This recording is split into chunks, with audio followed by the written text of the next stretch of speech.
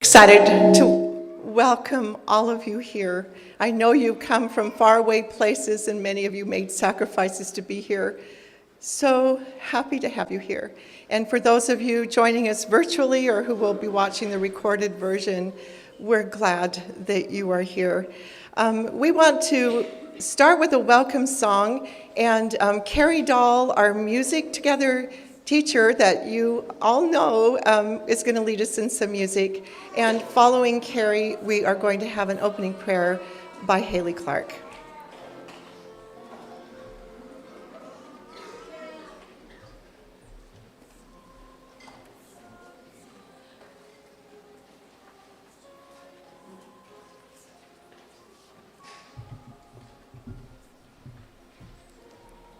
I hope you will stand and join me in this Nigerian welcoming song, Funga Alafia. Please stand. In this song, we welcome you with our thoughts, our voices, and our hearts, and we give you peace. Funga Alafia, Ashe, Ashe. Funga Alafia, Ashe, Ashe. Funga Alafia, Ashe,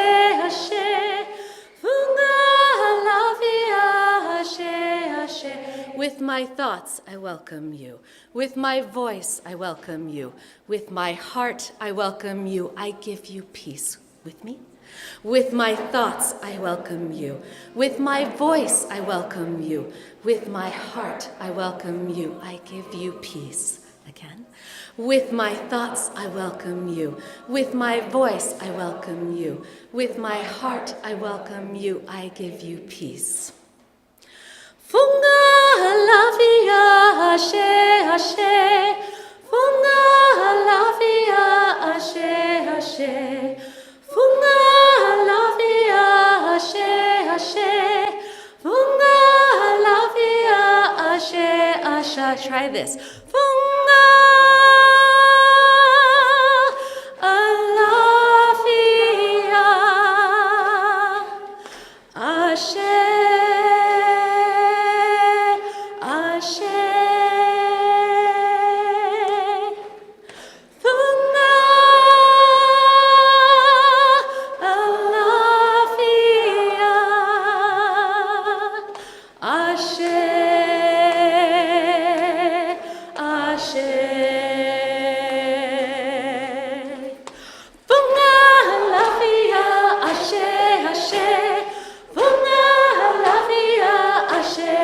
Have a baby.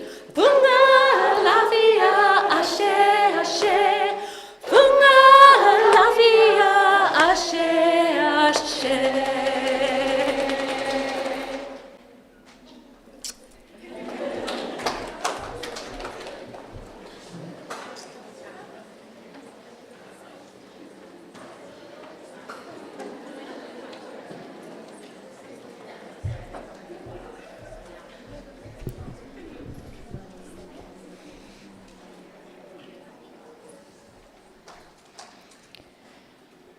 Our dear, kind, gracious Heavenly Father, we are so grateful to come together to gather and to be here with each other. We're so grateful and full in our hearts, and we ask Thee to please bless our speakers that they can deliver the message that You've placed on their hearts, and that we can be open to receiving the simple things that we can take back to our homes and our communities. We are so full of gratitude, Lord, and we ask Thee that Thou might open our hearts and our minds that we can receive these messages.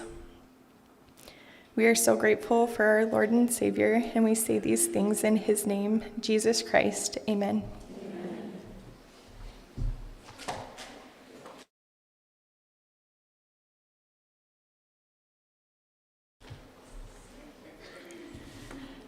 Seven years ago, women gathered in a garden, and our purpose was simple: joy.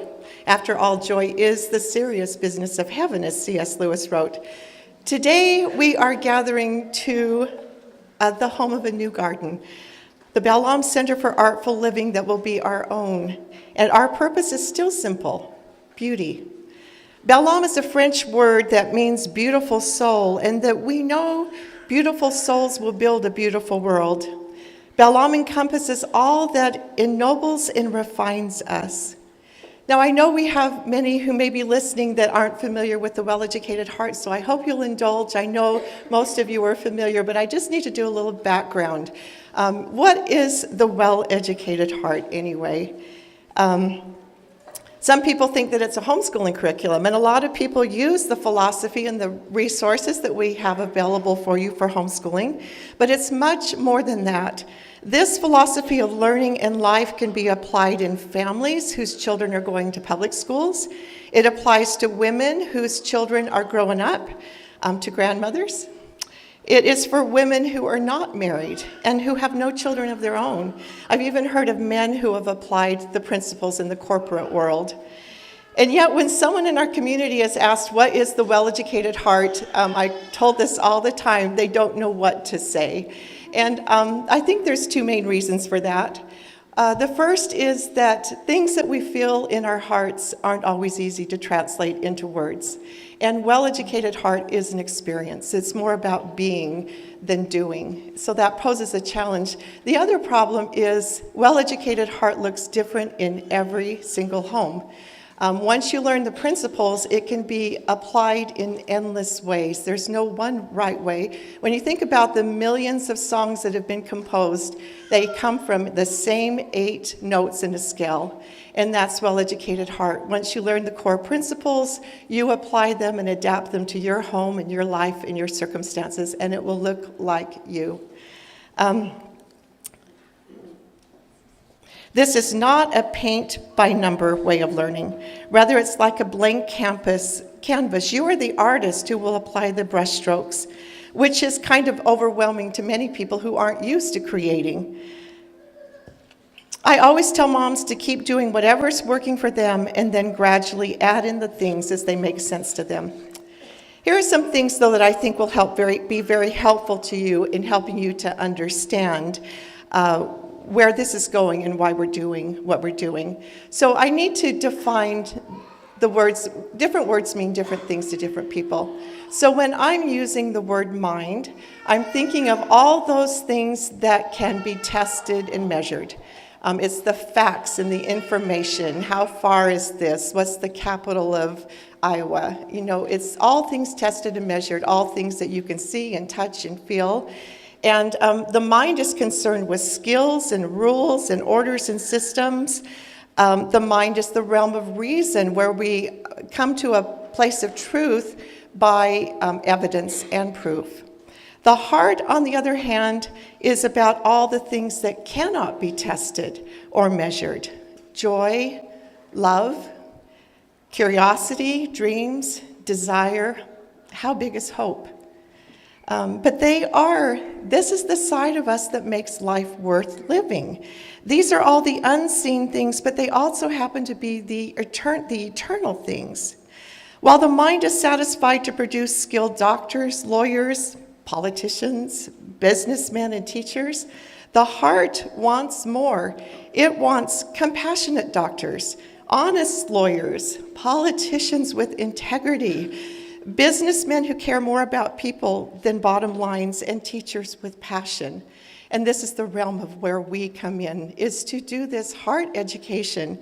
The mind is focused on teaching reading skills, but of what value are those if the heart has no desire to read? Or what if we have not given that child, what if we've not cultivated their taste to read that which is going to help them instead of be destructive in their lives? We're so concerned with teaching our kids writing skills, but what good are those writing skills if the heart has nothing that it wants to say? The mind is satisfied that our schools are preparing children to make a living. The heart is more interested in teaching them to make a life, a joyful life, which may include making a living, but it's not the end goal. And while the mind applies reason to solve problems, the heart uses its imagination. Imagination is another way to describe the thinking of the heart. So the heart is not fed with facts and information. Rather, it's nourished through the arts. Music, visual imagery, poetry, and story. These are the languages of the heart. You even find the word art in the word heart. We use words like cold and hard to describe facts. The arts are warm and alive. They stir our souls and they give us eyes to see. The arts are healing. Think of how often the arts are used in therapeutic ways. In a world of so many divisions, the arts have the power to unite us. Someone has said you can live without art, but not very well. In the 1828 dictionary, if you look up the word barbarism, one of the definitions is ignorance of the arts. And the word civilization means knowledge of the arts. The arts can refine and ennoble us because they are the conveyors of beauty. And why does beauty matter? That's what we're here to talk about today. I think we find the answer in Disney's Sleeping Beauty, as you have so often heard me say. The world has fallen asleep, it's dull and gray. When Prince William, yes, I am a Prince William and Kate fan, I'm sorry. When Prince Philip took up his sword of truth and his shield of righteousness, it was not the killing of the evil Maleficent that woke up the dark and sleeping world. It was only when beauty received true love's first kiss that the world came back to life and was filled with color. The only way to fight darkness is to turn up the light. And that is what the Well-Educated Heart is all about. We are gathering families who are relearning the lost art of educating hearts through the arts. We seek to preserve a culture of faith, freedom, and family, and a love of the good, the true, and the beautiful.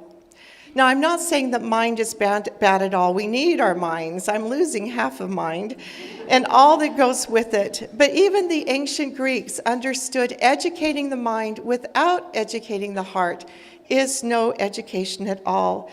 Yet it has been such a struggle to make that a part of our education. So I'd like to take just a few minutes and give you a brief little history of heart education so that you can clearly see where your place is falling in this story that is continuing. So we need to go back to the 1700s to the father of heart education, a gentle, sweet man named Johann Friedrich Pestalozzi, who lived in Switzerland. This was on the heels of the Renaissance. Everyone was about learning. Parents wanted their kids to learn Greek so that they could get into those Greek writings. It was learning, learning, learning, learning. And Pestalozzi looked around and said, for all their learning, the people are miserable. There has to be a better way. So he was given a school of about 50 children who were orphans from the recent war, and he started to apply what we would recognize as heart education.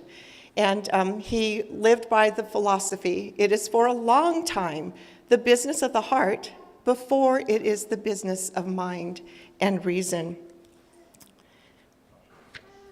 But and he especially knew that mothers play a key role because he knew that it was the mothers who could connect their children's hearts to God. But even back then, he had the school officials, and they visited one day and said, "Mr. Pestalozzi, where are your reading test scores?" And he said, "Look around. The children are happy. They're engaged in learning. They're teaching each other." And he got nothing but this stern look of disapproval. He died thinking he was a failure. But Friedrich Froebel picked up the ideas, and Friedrich also understood it was mothers who were the key educators of hearts. But the mothers were too busy trying to survive. He knew they couldn't take time to be trained. So he noticed that it was the oldest daughters in the family that were taking care of the siblings. So he got an idea: let's bring the daughters and let's teach them. And then when they grow up and they're mothers, they will know how to do these things in their home. And he thought it would take 3 generations to make this transformation.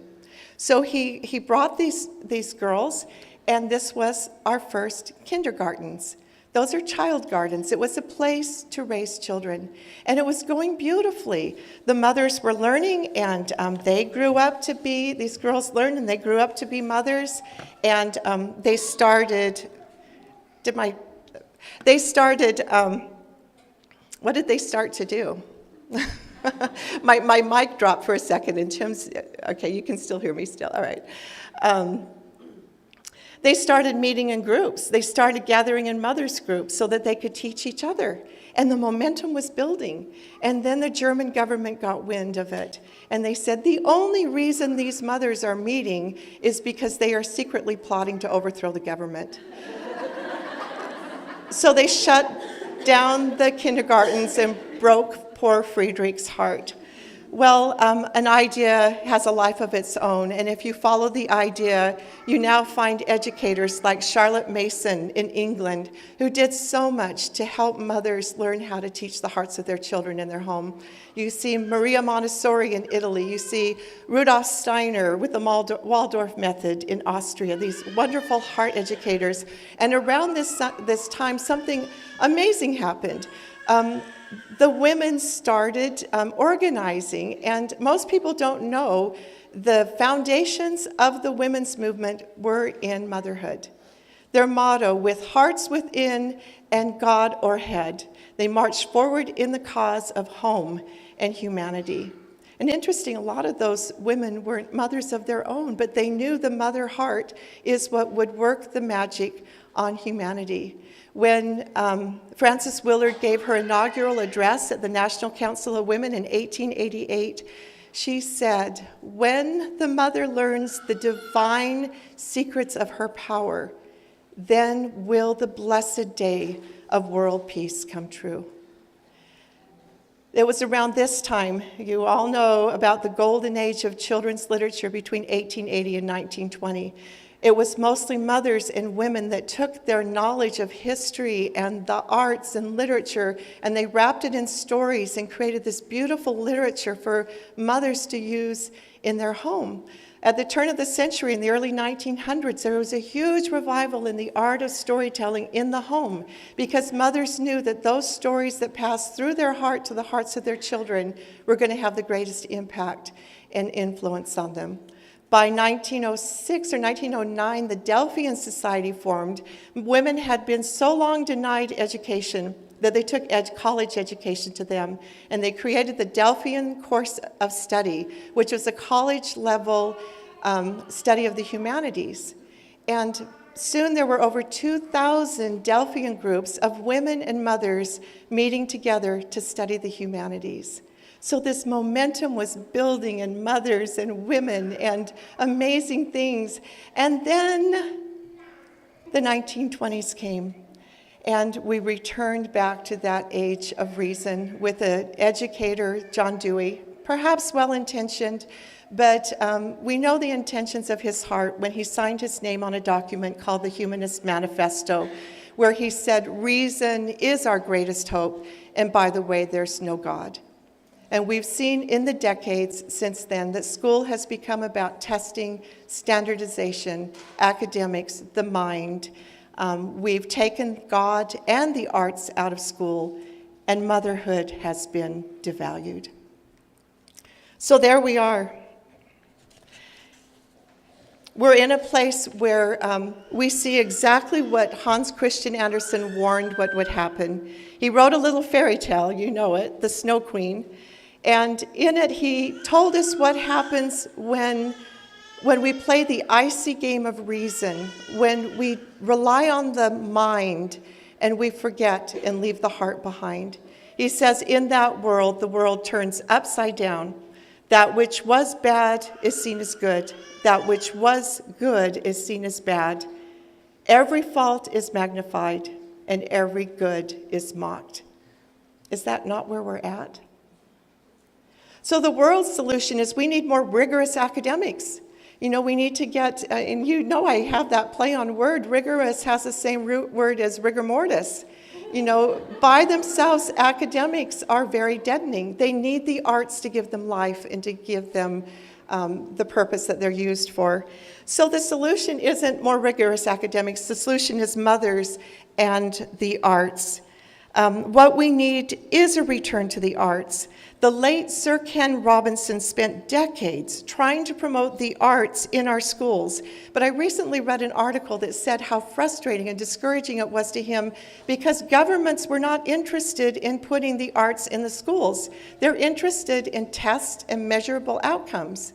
So what can we do? Well, guess what? It takes no government approval. It takes no funding whatsoever for mothers to start doing what mothers have always been divinely designed to do, to use the arts in their homes to teach and to change the hearts of their children, and thereby they will change the world. And what does that look like? Yes, yes.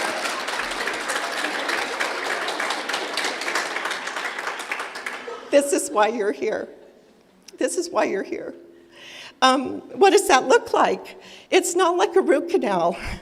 It looks like more singing and playing more music, more running around in nature, more reading aloud and more storytelling and acting and moving, more rhymes and lullabies, more drawing and more visits to the museums, more time to play and free time to lay out on the grass and look up at the clouds and the stars and dream. And something incredible and miraculous has happened. All the beauty stored up in the immortal literature, fine art, poetry, and music through the ages has just been delivered to your home for free, thanks to the gift of technology. Perhaps that's why we needed the Mind Detour. It is the great day of the harvest. So much has happened in just the last 20 years since I started the work of the Well-Educated Heart, to make possible for us to do the work that we're about to do and are doing. As someone else has said, God is now lending man refinement through the diffusion of art. It is as if he had sent beauty forth to stand as a Vestal Virgin upon the threshold of each home. For as all beauty comes forth from God, at last it will lead man back to God. Who can measure the influence upon our people and civilization of the new movement distributing the beautiful in the common life of our people? As never before, God is baptizing this generation with the spirit of loveliness and the passion for art, close quote. I have received hundreds of letters from women all over the world who tell me that the principles they're learning through the Well-Educated Heart are transforming their lives and their homes. They're experiencing a new lightness of heart. The light is returning to the eyes of their children. I was told of a first grade teacher in a little school, a little private school that was serving children that came from broken homes. Many of them had a parent or both parents in prison. And this was a school, they were using a Christian curriculum, and it was just dead, and the teachers were pulling their hair out. And that little first grade teacher learned about Well-Educated Heart and started applying it in her classroom. She hung curtains on the wall. She put art on the wall that little children could relate to. She started singing with them and telling them fairy tales and stories. And when they went out to play at recess, she let them stay out there longer to play. And she told them that she loved them. And the transformation of that classroom was so profound. The principal came in and said, I don't know what you're doing, but will you tell the rest of our K through 12 teachers so they can do it? And they were making that change. I heard from a mom just a couple of weeks ago that she said she has a job working in a juvenile detention facility. And the boys that she's teaching are very hard hearts. These are hardened gang members. 2 of the boys have committed murder. And she said she has been applying the arts and beauty to their lives. And she watched this young man who had killed somebody start to soften and to start to coo over the picture of a mother panda taking care of her baby. The arts have the power to heal and change us. Pestalozzi said that even if it took 300 years for his ideas to be planted, his life would not be in vain. Ladies, let's get the job done. And now I'd like to introduce you to Natalie Hunsaker, who serves on our board of directors, and she's going to tell you about the discovery of beauty in her own life. And while she's coming up here, there it is. Tim read my mind. Wisdom is needed for the governance of the world, but beauty is needed for its existence. In arid deserts, there is no life. Birds do not sing in the dark of night.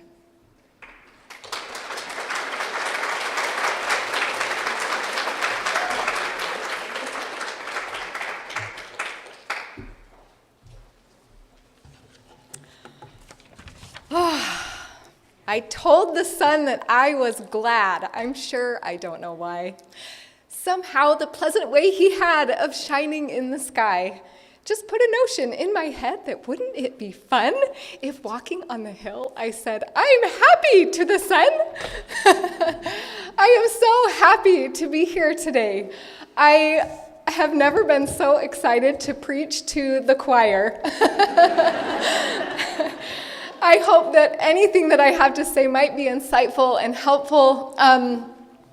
My own story is just that I guess I always knew when I was a little girl that I wanted to be a mom and I wanted to have an art business out of my home. So while other people were reading The Babysitter's Club, I was reading The E-Myth Revisited, a business book about how to expand your business from home. And I started my first business at the age of 11 or 12. This was my first art business. My grandfather gave me a horse, and my mom said, no way, I'm not paying for a horse for you, so you have to figure out a way to pay for it yourself, and so I did. And I would go to dog shows, and I would draw dogs for people, and they loved them, and I loved it because I got to keep my horse. So this was my very, very first foray into the world of the arts. However, something happens between the age of 12 when everyone says, oh, it's so cute that you know how to draw so well, and the age of 18 when you're heading off to college and people start telling you, oh, too bad all artists are starving, and do not go into painting. That is the most worthless degree ever. And so being a respectful kid, I thought, well, maybe I shouldn't go into art because we all know the statistics, and this isn't working. Tim, can you go forward? We all know the statistics. The arts are somewhere in the humanities and social sciences. I'm sure if we were to break that line into individual pieces, the painting piece would be on the bottom. So it's understandable that parents are concerned about going into the arts. Does this work now? But you women are here, are gathered because you know the value of the arts in your heart. Maybe you can't put words to it. Like Marlene said, people struggle when they say what is well-educated about. It's really, really hard to find language for what goes on in here, to be able to describe it. Marlene did a great job, but it takes a little while. It takes more than just a one-liner sentence. And so I don't know about you, but our reading lessons don't go exactly like that. But I aspire, my reading lessons aspire to being that beautiful because beauty inspires us to reach upwards. But being in college and not being inspired, can we go forward? Is there a way to make this work, Tim, and just tell you? I'll just put up my finger. I went into industrial design because that was far more practical, far more, I don't know, mind-based. It was approved by Western society, I'll just put it that way. And lo and behold, when I graduated, guess what? I I couldn't find a job. Thanks a lot, all you practical people, for this terrible advice. So I couldn't find a job at all. I couldn't find anything in industrial design, despite the fact that my husband and I had moved specifically to Chicago, which was supposed to be the hub of industrial design. Not a single job listing, not a single internship anywhere for me to find. And I kind of just felt like, okay, what gives here?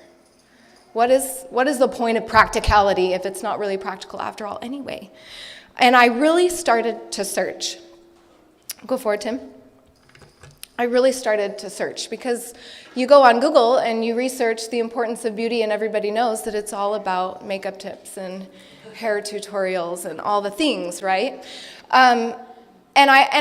So you have on the bottom, you would just realize that beauty is just external. And I didn't really think that there was anything important with beauty at all. In fact, I even started my art business again. I went back to dog shows, and I made more in my first year than I did in the first non-art related corporate job. And but at the end of the day, I was just in tears because I thought I'm not doing anything of value. I really believed that. And for you, you probably know it's valuable, but I didn't. And I needed to understand why it was valuable, because this is what I thought beauty was. It's just surfacey. And who cares? It's just a luxury. And I don't even want to paint my nails, let alone have somebody spend hundreds or thousands of dollars on a painting that I'm going to make for them. So it was really hard for me because I couldn't get past this. And of course, the girls that worry about their not pretty enough, everybody tells them, oh, but beauty's within, and it doesn't make them feel any better. And so we have, these are the two ideas that we have. The one that doesn't make us feel better even though we know it's true, and the one that really just feels really surfacey. And so it took a while for me to figure this out. And I actually dug into biblical Hebrew. Can you believe here, I just want to, I can't step away from the mic. I'm going to go like this. So I want you to imagine English language this much, okay? English language is this many words. Hebrew, in comparison to English, in a really not conservative estimate, is like this much. In a not so conservative estimate, Hebrew is like this much compared to English, okay? So they don't have a lot of words. How many words do we have for beauty? 1, maybe pretty. We could throw that in there. How many words do they have for beauty? 12, okay? 12. 12 words that are translated as the word beauty in the King James Version of the Bible. And only 2 of them, click again. Oh, whoops, too far. Only 2 of them really talk about the beauty within, or the surfacey kind of beauty, right? We can see how they do show up. They are actual words in the language if you look good looking on the outside, or if you have beauty within and pleasantness and fair and sweet. But look at all these other words. There's a star, if you'll click it forward, there's stars on the top and the bottom. Here's what's fascinating, and I actually just realized this the other day when I was preparing this presentation. This is so exciting. I'm going to go do another word study on this. The top one, hadar, I hope I'm saying that right, is a masculine word, but the word tiphrah is a feminine word. And they both talk about beauty in the context of glory. Forward one more slide. So this is tiphrah, and this is the scripture, the word that is in the scripture behind the painting over here that I did about beauty. And you'll notice, click again, 22 times this word tiphrah, when it shows up, is glory. 22 times it is translated as the word glory. 10 times it's translated as the word beauty. So in the book of Isaiah, he uses glory and beauty interchangeably as pretty much the same concept. So let me give you an example.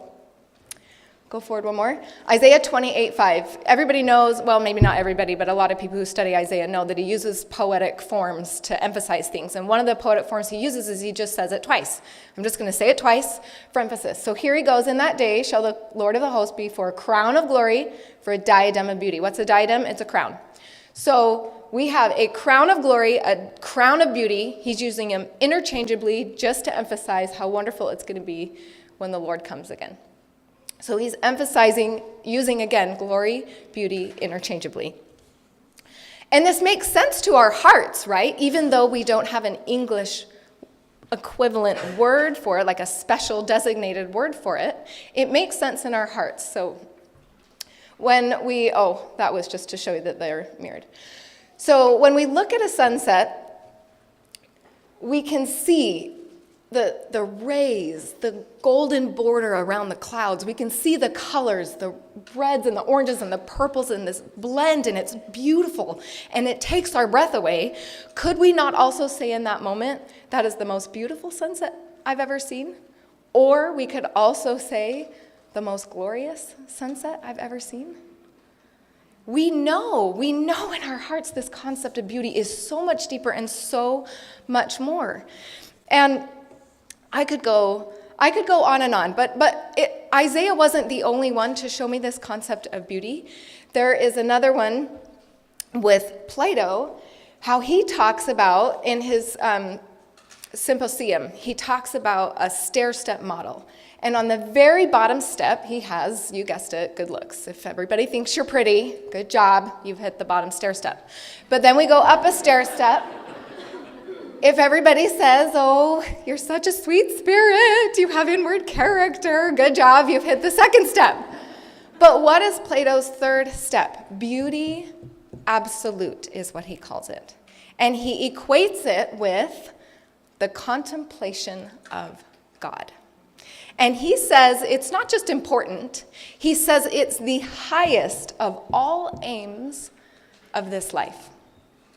For us to be able to contemplate and comprehend God through beauty. Michelangelo said, "Every beauty which is seen here by persons of perception resembles more than anything else that celestial source from which we all are come. The true work of art is but a shadow of the divine perfection." Michelangelo knew what he was talking about.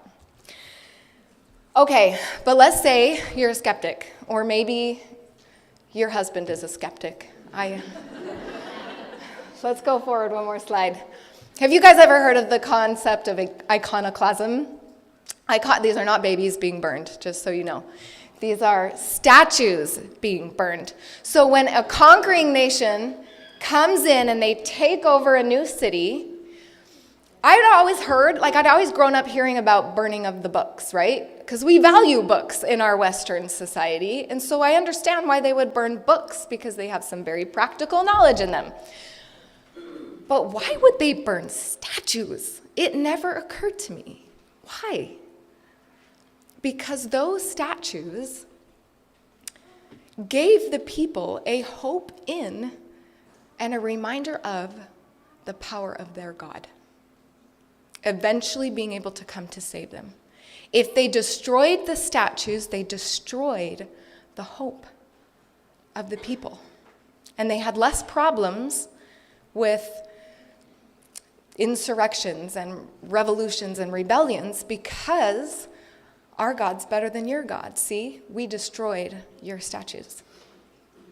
I think the Israelites understood this really well. It's why God said, don't make any golden idols, because the link between the awe of an artwork and the power of God is so strong. He really wanted that power to rest in him.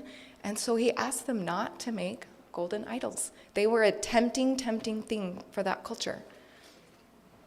And maybe some of your husbands are saying, well, Natalie, none of that applies today, because nobody worships golden idols anymore. We don't have to burn anything because nothing is sacred anymore. But I have an example for you. Go forward a slide. From this little book by Malcolm Gladwell, The Tipping Point. Anybody read this? I love this book. It's so fascinating. I really like Malcolm Gladwell in general. But one of the stories that stuck out to me in this was his story about the crime in New York. The crime in New York was so bad, and they were trying to crack down on the armed robbery, they were trying to crack down on the murder, and they were not making a dent. It was just the same, and it was really hard. And so they had this new police chief come in, and he thought, I'm going to try something totally new. I'm going to ignore the murders, I'm going to ignore the armed robbery, And I'm going to focus on two little things. One was I'm going to crack down on the people that ride the train without paying the fare. So just a little tiny thing. If you're stealing a train fare, you're going to get taken downtown. The second thing was what really caught my attention, though. The second thing was that they cleaned the graffiti off of the trains. So it turns out the graffiti artist actually has to take a while to create this. So there's like the first layer, and then they have to wait a day for it to dry, and then they have to come in and do the second layer, and they have to wait a day for it to dry, come and do the third layer. And the cleaning crew would actually let them go through the entire long, tedious process of creating the whole graffiti art. And then they would come in the day later and they would clean it up. And their whole idea was to just kind of take the heart out of the artist, right? Oh man, I spent so long doing that, and now it's all gone. But guess what it did? Murders and armed robbery dropped by 2/3. If that is not modern day iconoclasm, I don't know what it is. They're removing the art that contains a feeling of power and control over an area. It is alive and well today. Only sometimes I think the forces of darkness utilize it a little better than the forces of light. All of you are the force of light, and we need to utilize this tool better than we have been. What do you think the change might have been like if not only did they clean the graffiti, but they added something beautiful and inspiring? Something that reminded people that there is a glorious God of love, not of violence and of hate. This is every bit as relevant today as it was in old times. I want to head into the scripture now, Isaiah 52:1. Awake! That's my favorite part. I think we've all fallen asleep. Wake up! This is so important. Put on thy strength, O Zion. Put on thy beautiful garments, O Jerusalem, the holy city. And yes, this is Tifarah. This is the thing that means glorious. This is the word that means glorious. I have a whole story about how I even landed on this scripture. It wasn't me, it was chosen for me. How I landed on the model, it wasn't me, it was chosen for me. I did a completely other painting that I had to scrap. I'll tell you the story after if you want to come talk to me. I don't have time now. But putting on these beautiful garments is so essential. And what I find really fascinating is these two put on. Here he is again mirroring. What else is he adding here? Not only is it beauty and glory, he's adding strength. Strength to do all the practical, daily, necessary things. When we put on beauty and the glory of God and we emphasize that in our hearts and in our homes, we have the strength to do all the other stuff that we have to do. It is what gives us the energy and the hope. And my friends, lots of people have interpreted this scripture a lot of ways. They say beauty might be, priesthood. It might be talking about the liberation of the Israelites in the last day. And those are probably true. I mean, there's lots of ways that we can interpret this. But this scripture will always mean to me that beauty matters. That my gifts as an artist matter. It took me 10 years to be able to call myself an artist because I didn't think it mattered. But my gifts matter and your gifts matter. And what you have to share with this world, what you have to share the glory of God with your families is essential. I love you all with all of my heart. If you want to come talk to me after, Marlene has promised. I could not fit this into 15 minutes. I had so much to say. She promised me that I could do a little lecture series on Mothers of Influence. So if you want to join the Mighty Networks group, we will talk about all the practicality and the links to creativity and the link between revelation and creativity and how we can teach the language of God to our kids so that they can use inspiration to create. This is so needed in our world, so needed. So thank you so much for giving me your time today.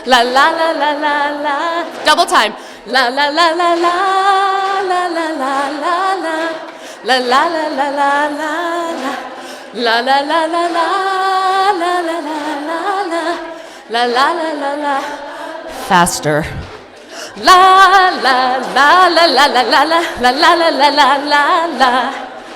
La la la la la la la la la la la la. Hold hands, hold hands. Hold hands, hold hands. We're not done. Hold hands. You were here. Get back here. I don't sing because I'm happy because I sing. I don't sing because I'm happy because I sing.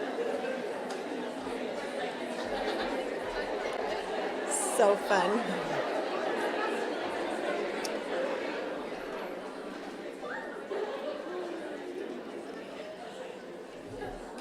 Thank you, Natalie and Carrie. The well-educated heart is not a secular philosophy, if you haven't picked that up yet.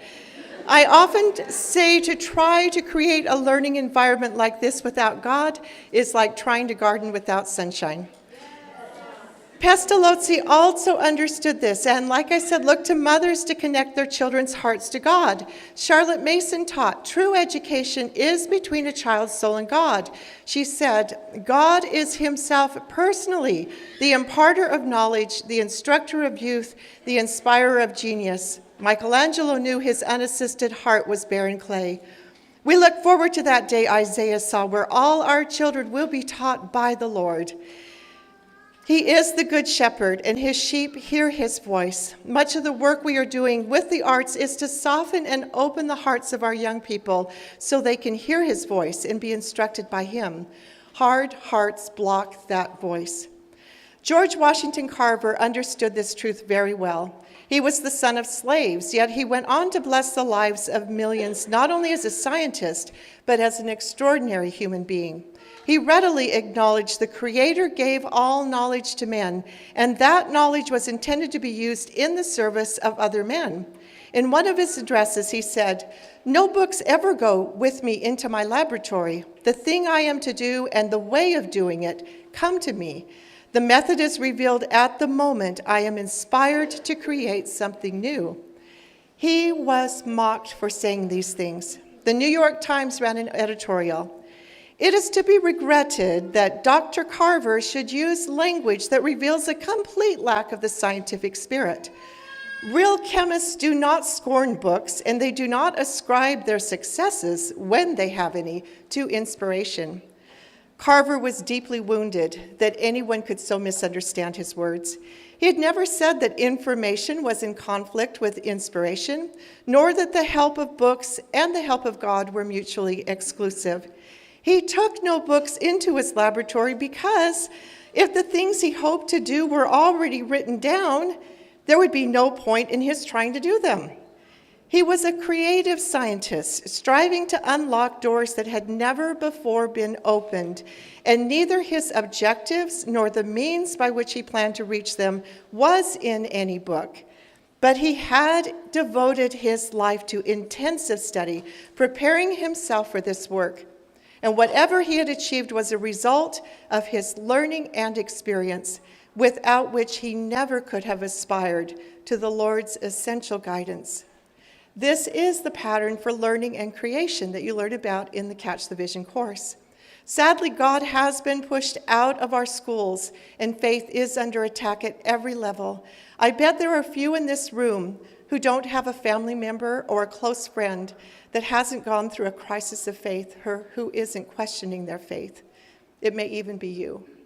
And large numbers of our young people are leaving our churches and religion in general. I've heard from many moms who have told me that when their faith has been shattered, it has been through the arts that their hearts are healing and their faith is being restored. After all, the arts are a conveyor of beauty. And, Tim, advance. Beauty is a quality of divinity, and to live much with the beautiful is to live close to the divine. Why does this matter, Tim? Keeping you awake. I'm going to tell you. When the multitudes ceased to flow into the sanctuary to bathe themselves in God's divine ether, to wash the grime from their souls' garments, to sharpen the dulled instrument of the Spirit, that moment the bloom and beauty will begin to pass from our arts, our literature, our music, our laws, and the very springs of civilization will dry up. I asked Kelly Hugger if she would share her personal journey of faith with you, and I'm so grateful she's agreed.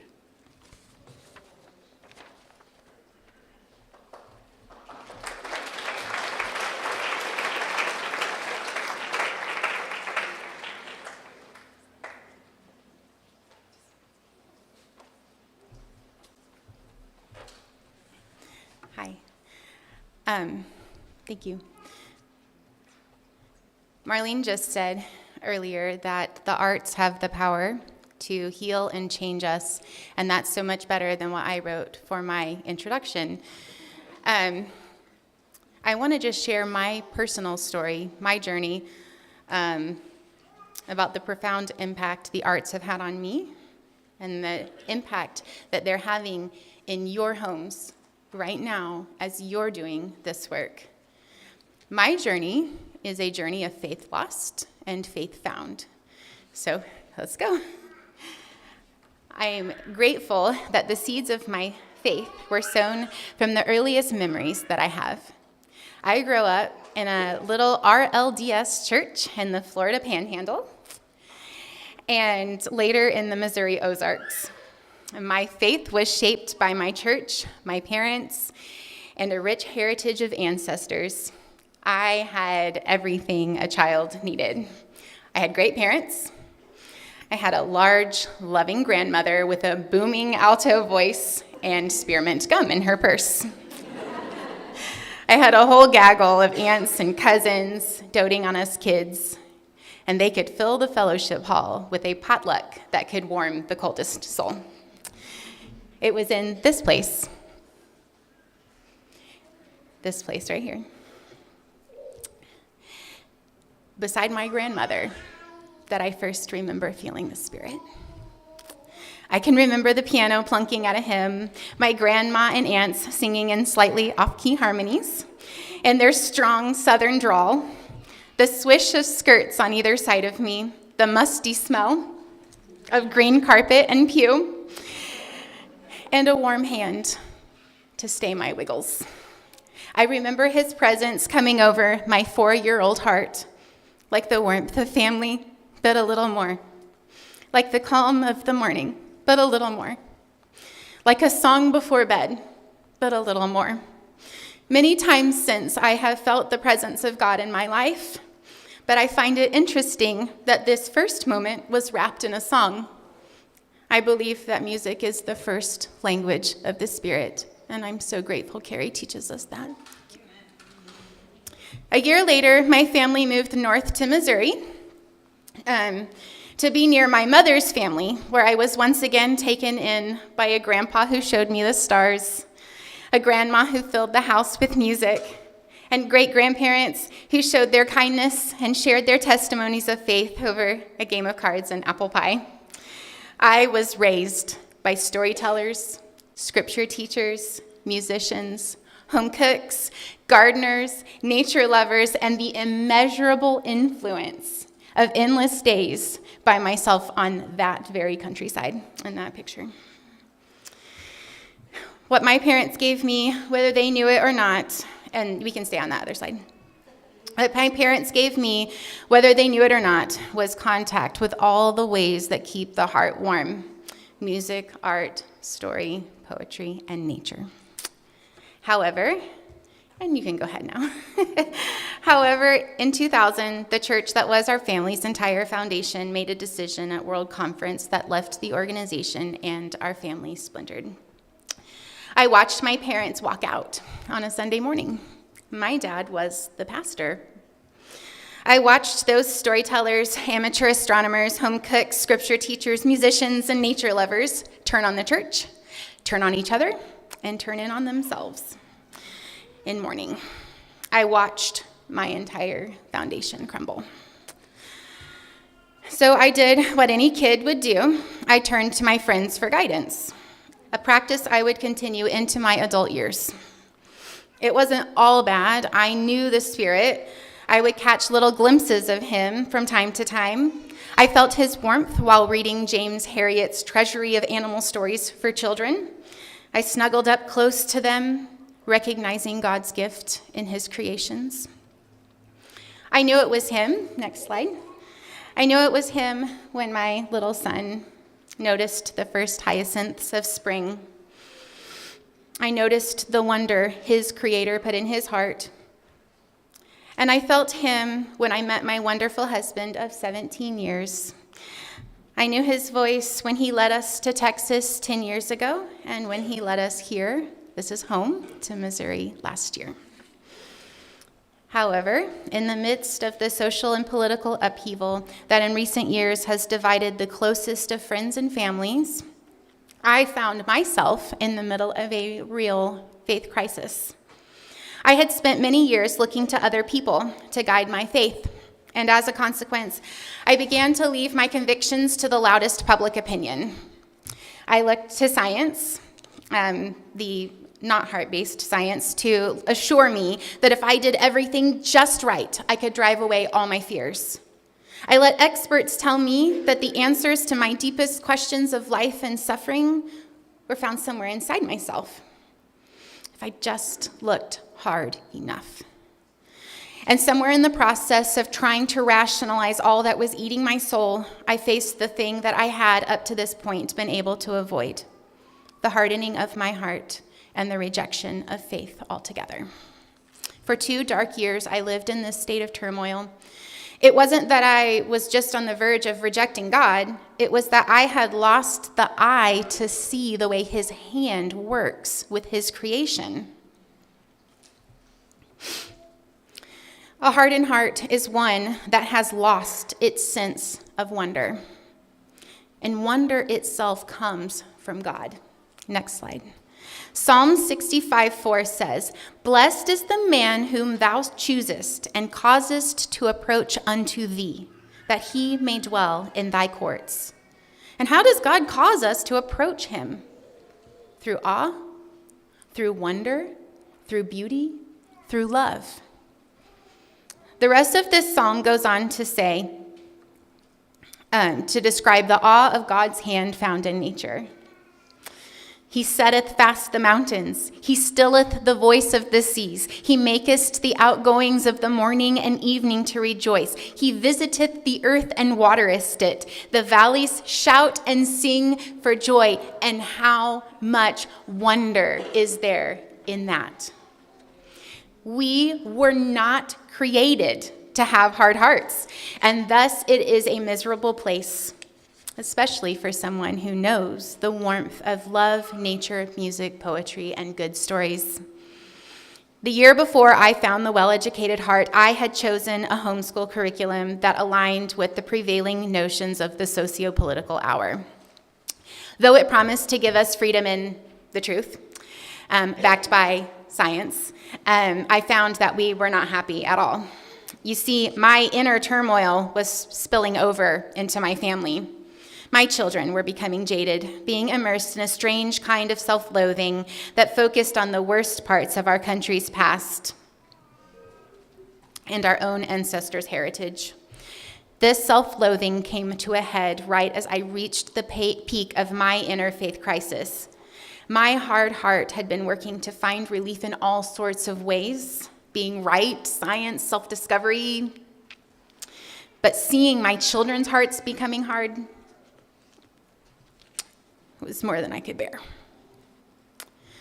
Eventually, I became desperate, and I realized that nothing filled my heart quite like the time when, as a little girl, sitting on that green pew next to those spearmint-scented skirts, with the off-key notes of an old hymn, I felt the comfort of communing with God.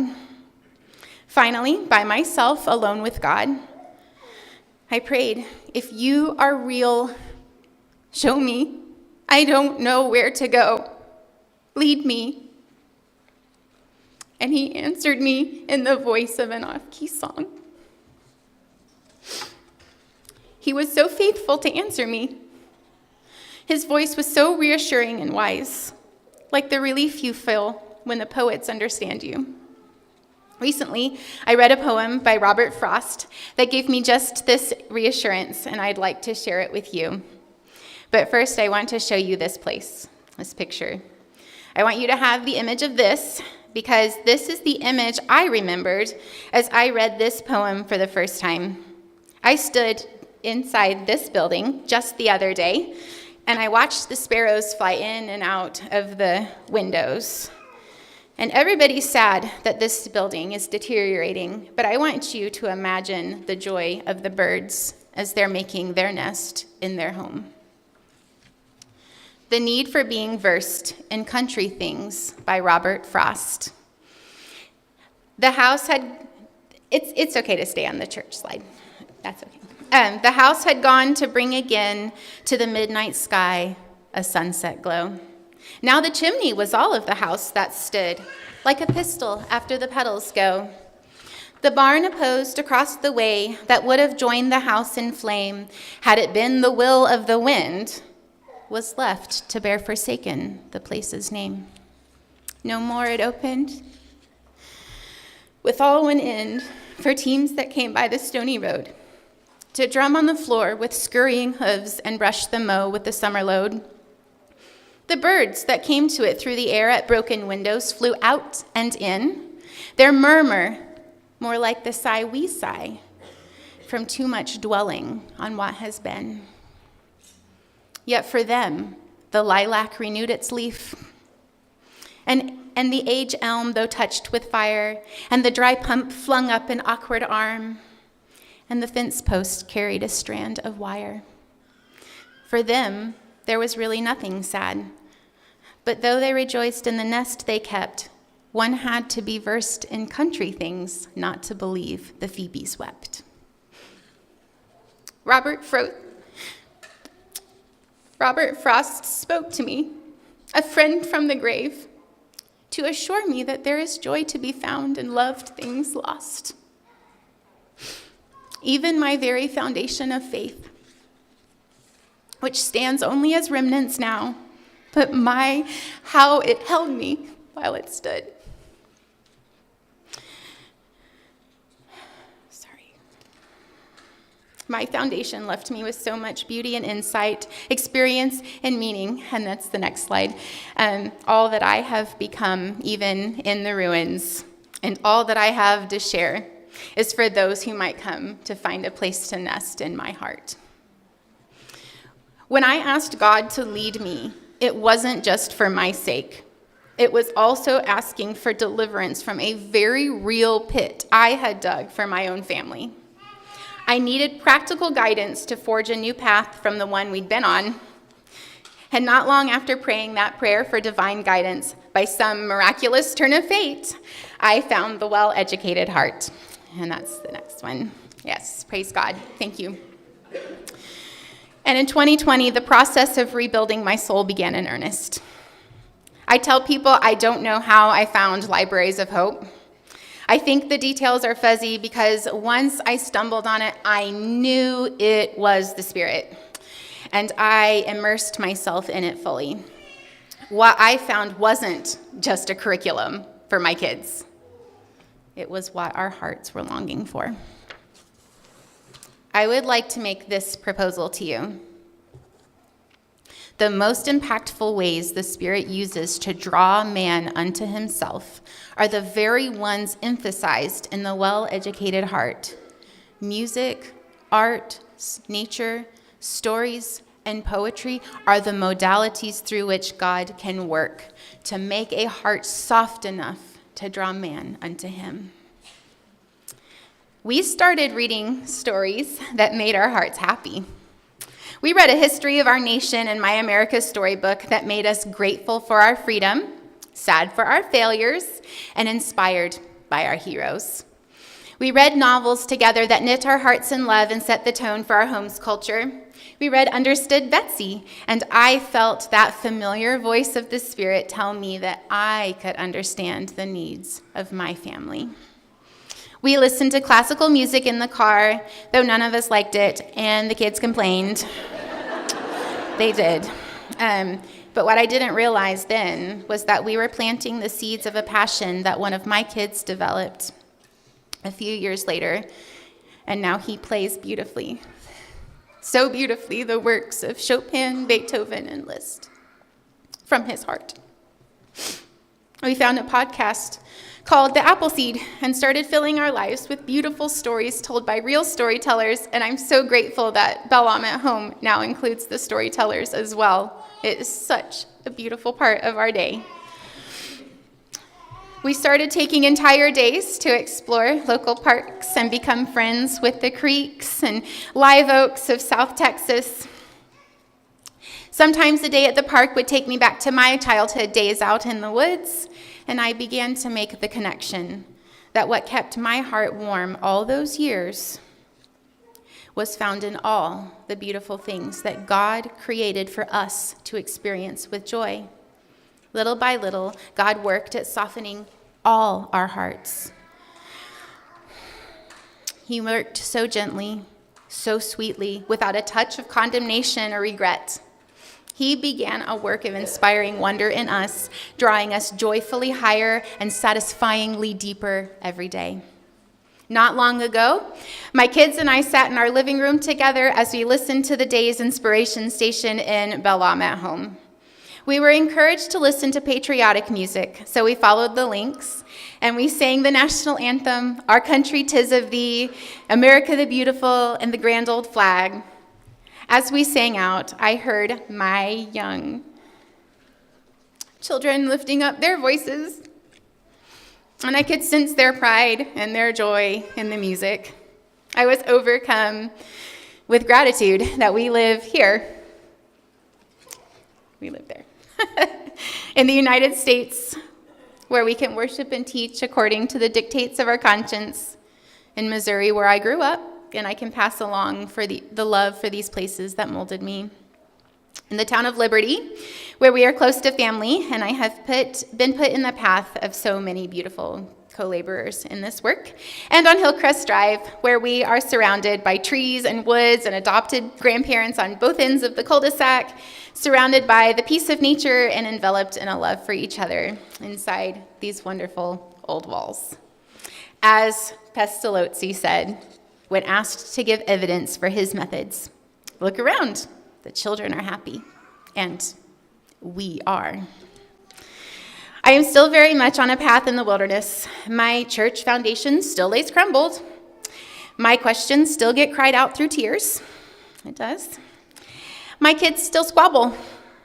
Finances loom very large, and I am, as Martha, burdened with many cares. But I have grown increasingly more accustomed to being in the woods. My heart revels in the rays of joy that find their way in through a poem, a picture, a flower, or a friend. The path has become much less lonely as I tune my heart to feel the Savior ever nearer, and he has been so gracious to provide me with abundant love and fellowship along the way. What a light he can provide if only we let him. I'd like to end by inviting you to sing along to the song that was sung in off-key harmonies many years ago when a 4-year-old girl first felt the warmth of the Holy Spirit. The song is, Come Thou Fount of Every Blessing.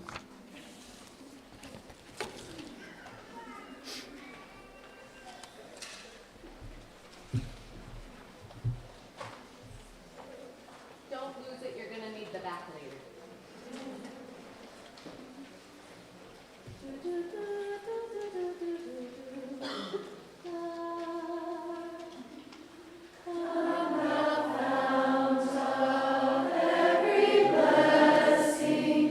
To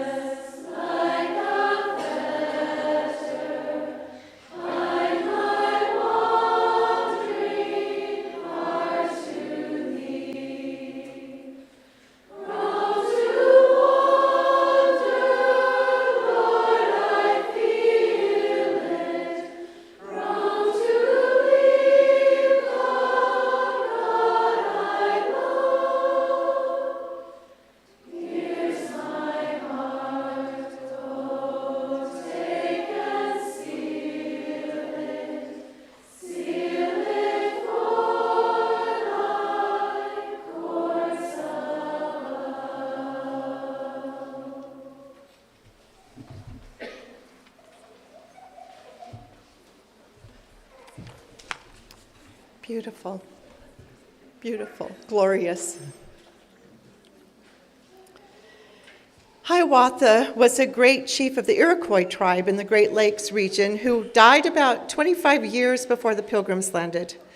The poet Longfellow wrote a poem about him that made him a favorite of school children of yesteryear. We learned that as Hiawatha listened to stories of his people, he asked where they had learned to build stone houses, lay stone paths, dig metals, weave cloth, and plant fine gardens of fruits and flowers.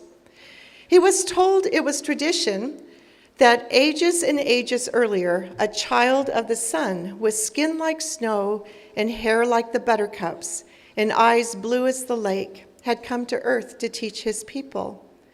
He lived with them many, many summers. When he left them, he promised he would return. His legend and the anticipation of his return is held in common in tribes all over North and South America. Knowing that piqued my interest in an ancient Iroquois prophecy that outlines Tim, the way of the Great Peace. It was a great plan for social order that centered its strength around the family fire. It taught of the essential inner balance of male and female within the self and in all relationships, that it was always in the heart of a thing that its spirit can be found. It taught the Creator's deeds from the heart are always righteous and sacred.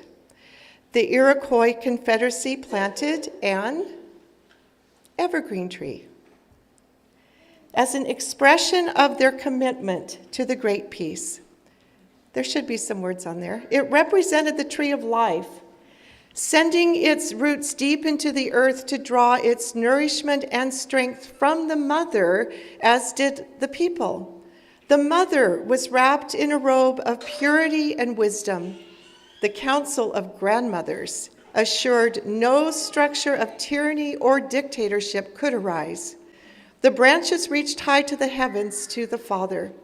They taught the family fire will be the strength when the times of change and calamity overcame them. Standing together, they were told they would have the strength to withstand the storms that would come.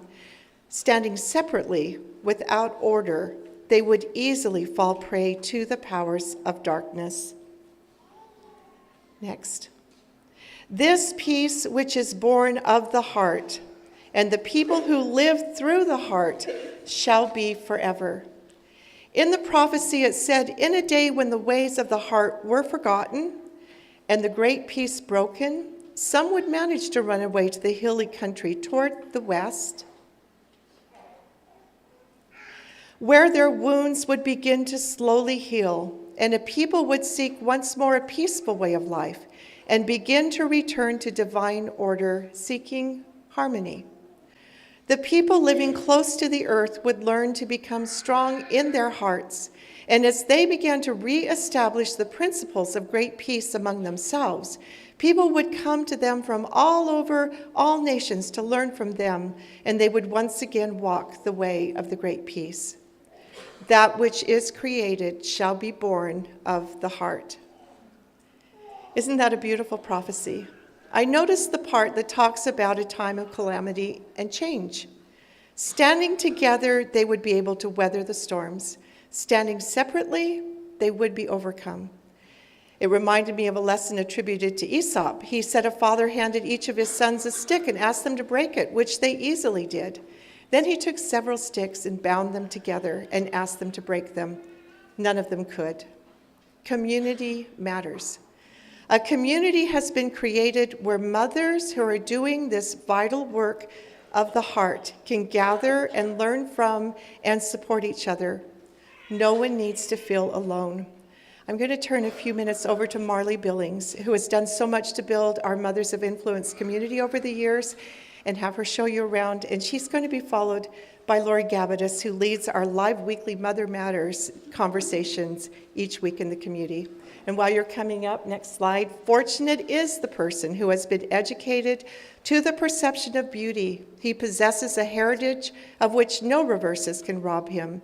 Yet it is a heritage possible to all who will take the trouble to begin early in life to cultivate the finer qualities of the soul, the eye, and the heart.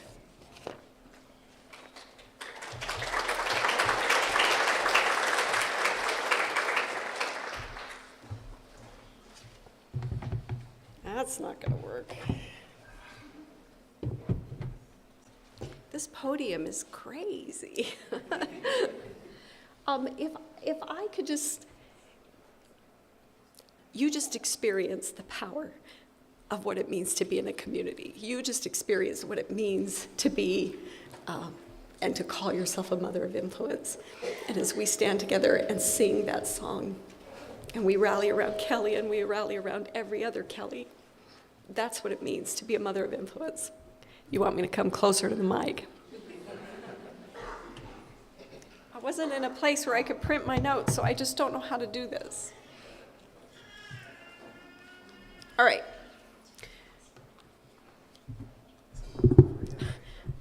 Is there a step stool? I'm not kidding. It's all good. It's all good. Well, I hope as you go and spend some time on the campus this afternoon, you're going to feel the spirit of that place. And I hope you'll reflect on this idea that the Belle campus is a magnification and a culmination of what's in our hearts. Its strength comes from you and me and our families and our children and the things that live inside of us. And so that means that we as mothers of influence are centers of artful living. We don't need to come to the Belle campus, although I hope we will again and again. We are centers of artful living. And it's outward from our hearts that flow things that are going to bless our families and our children. Everything we've talked about today is that. And maybe you're thinking, well, not me. But I hope that you will think back on how small and simple it is. The only qualification you need and the only thing you have to do is open your heart to God. And the light and the beauty and the truth and everything else just flows from there. And that's the point of everything that Merlin is teaching. So it isn't the moi community. The moi community is not the thing. I call you moires. I call me moires. The moires. We are the thing. We are the thing. So the purpose of this community is just to unite us. There has to be a central place that unites us together. And the moi community can be that place. And it's the place where we draw strength from each other so that we can go out and be that center of artful living in our own life and in our own places. You belong here. The moi community is a place to nurture your heart, and it's a place to lift other people. So it's easy to navigate, and there is a feast of things that are going to fill your heart. It isn't meant to take time from your day or your life, but it's meant to be there to serve you, to give you the things that you need the most, a place to draw from and a place to build and support. So let's see how we've set that up. Ooh. Wow, Tim, you're cool. So I didn't even have to say what's next. That was good. On the left, this is a menu from the phone. So I wanted to show you, many of you have been in the community, but there may be people who are on the live stream who haven't been in the community and maybe who'll watch later. On that left side, that's a main central menu. You'll see events, members, that general feed. That general feed works a lot like a Facebook feed. But again, this isn't a place of consumption. It's a place of finding what you need and also leaving a little something behind to contribute. So we've divided it into two parts. You'll see in the bottom there, the Catch the Vision corner and the Expand the Vision area. So that big box on the right, the Catch the Vision corner, I want to highlight a few of these things. Did you ever take a college science class where you had the class and then you had a lab that you had to go to, right? Well, I think the moi community is sort of like that. We have the Catch the Vision course, which is going to feed you and teach you, and that's what unites us. It's going to bring us together around this cause. But we also have the events that are going on all over the community, which are the lab. It's the place to experience it. I don't know where you need to be. Maybe you need to come to the Catch the Vision course to feed your heart and to learn more, to absorb, but maybe you need the events. And by events, think small and simple, little opportunities for us to experience artful living. So Tim, I'm gonna have you click, click, click. Okay? So I want you to be, yes, right there, thank you. So there are many events, more than you could ever do. There are mini classes, there are book discussions, there's guests that we bring in. You've already heard Natalie's gonna be coming there, right? There are so many things to do. These are invitations for artful living in some way. It's just a buffet. I highlight a few on here. Dr. Wally has made a significant contribution to feeding and nurturing relationships. The little bird things, those are 15-minute artful living experiences. Art, music, poetry, story, nature. 15 minutes, a little thing that you could draw strength from or just observe and learn how to take that to your family. Lori teaches Mother Matters. Teaches is not the right word. Lori facilitates a Mother's Matters with no real set agenda except to bring what's on your heart, to talk about and share things you're learning, things you need support with, and to provide that for other mothers who've come. You can see an example there. All right, click back one, Tim. So this is what it looks like in the community, and there is a buffet. It is more than you could ever do. It's not meant to be like that. It's meant for you to just choose what you need at the time you need it. And the other thing is most everything in this community is recorded. Almost everything is. Back one more, Tim.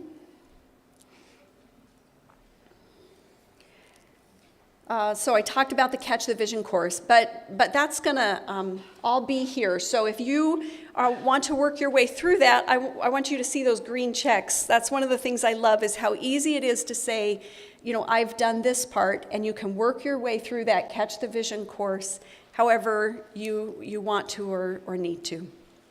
All right, click, click, click. This is the Mothers of Influence map. One of the things we want for you to be able to do is to connect with each other this way, virtually, but also in person. So if there is a Mothers of Influence community in your neighborhood, this is the map where you're going to see that happen. So you'll find that in that Catch the Vision corner. See the bottom where it says Moi map? That's where that is. And I'll tell you in just a minute how you can add yourself to that map if you want. Forward one. There's also a feature in the Mighty Network which automatically kind of helps sort who lives near you. And you'll find that in that Members tab. Do you see how it's gray on the left side up there? That Members area automatically says, hey, these are people who are near you geographically.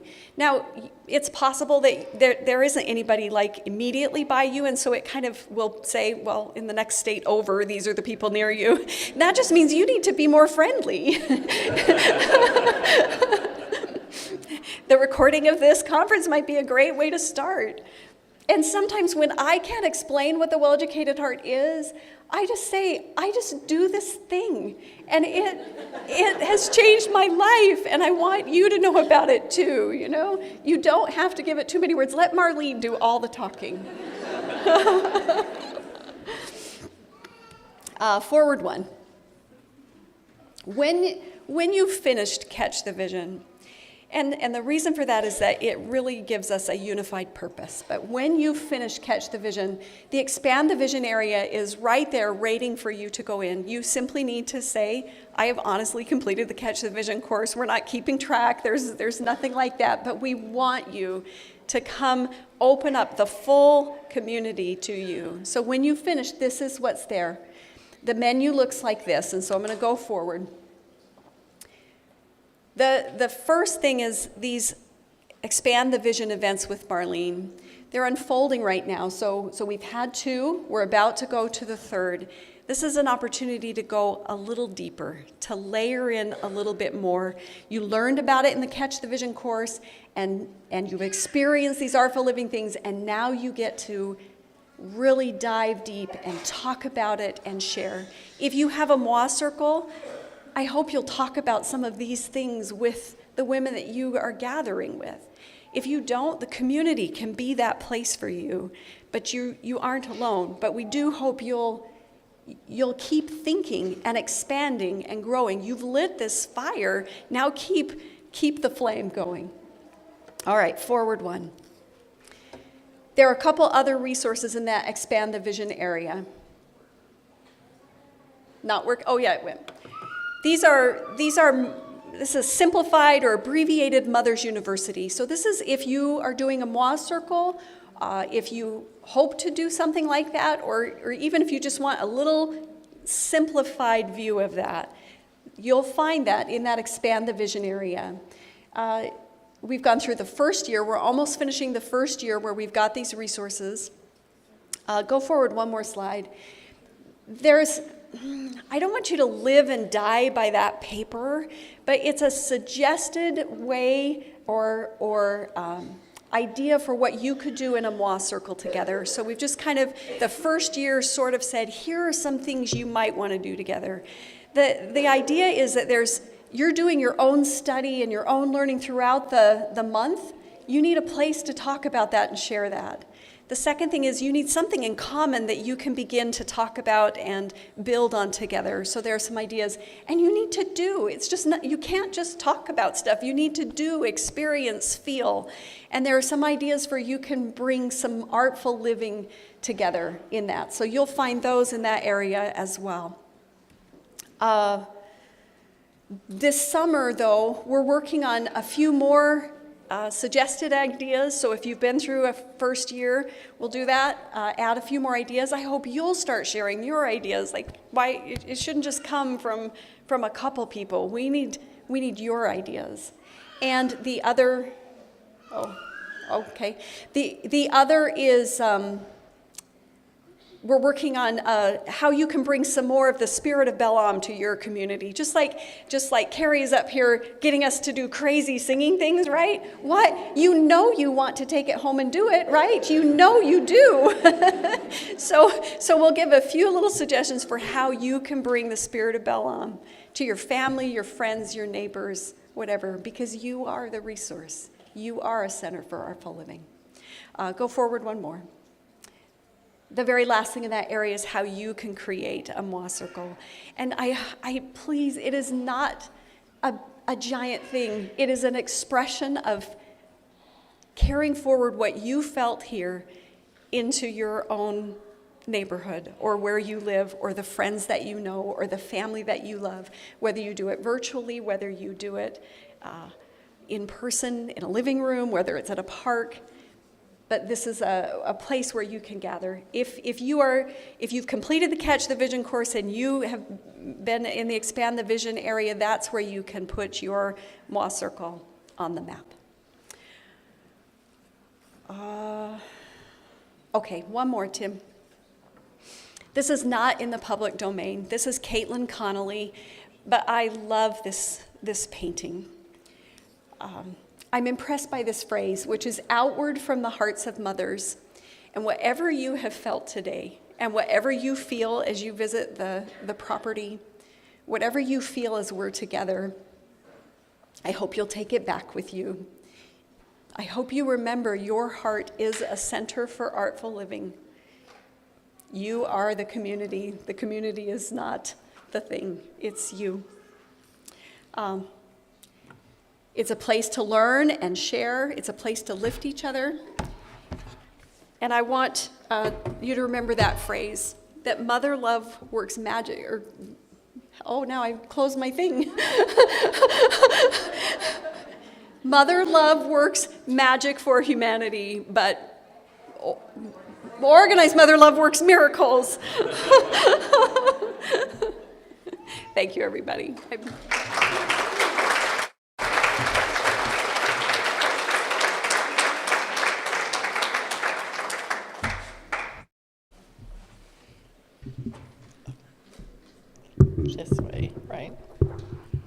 Okay, this is so much fun, seeing so many mothers organized together in this one place, and I love it. I love how it feels being here.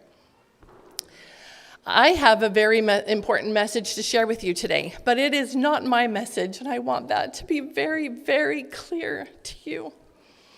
It is a loving Heavenly Father's message to you that has in more than one way been, there have been more than one attempts to thwart this message, just so you know.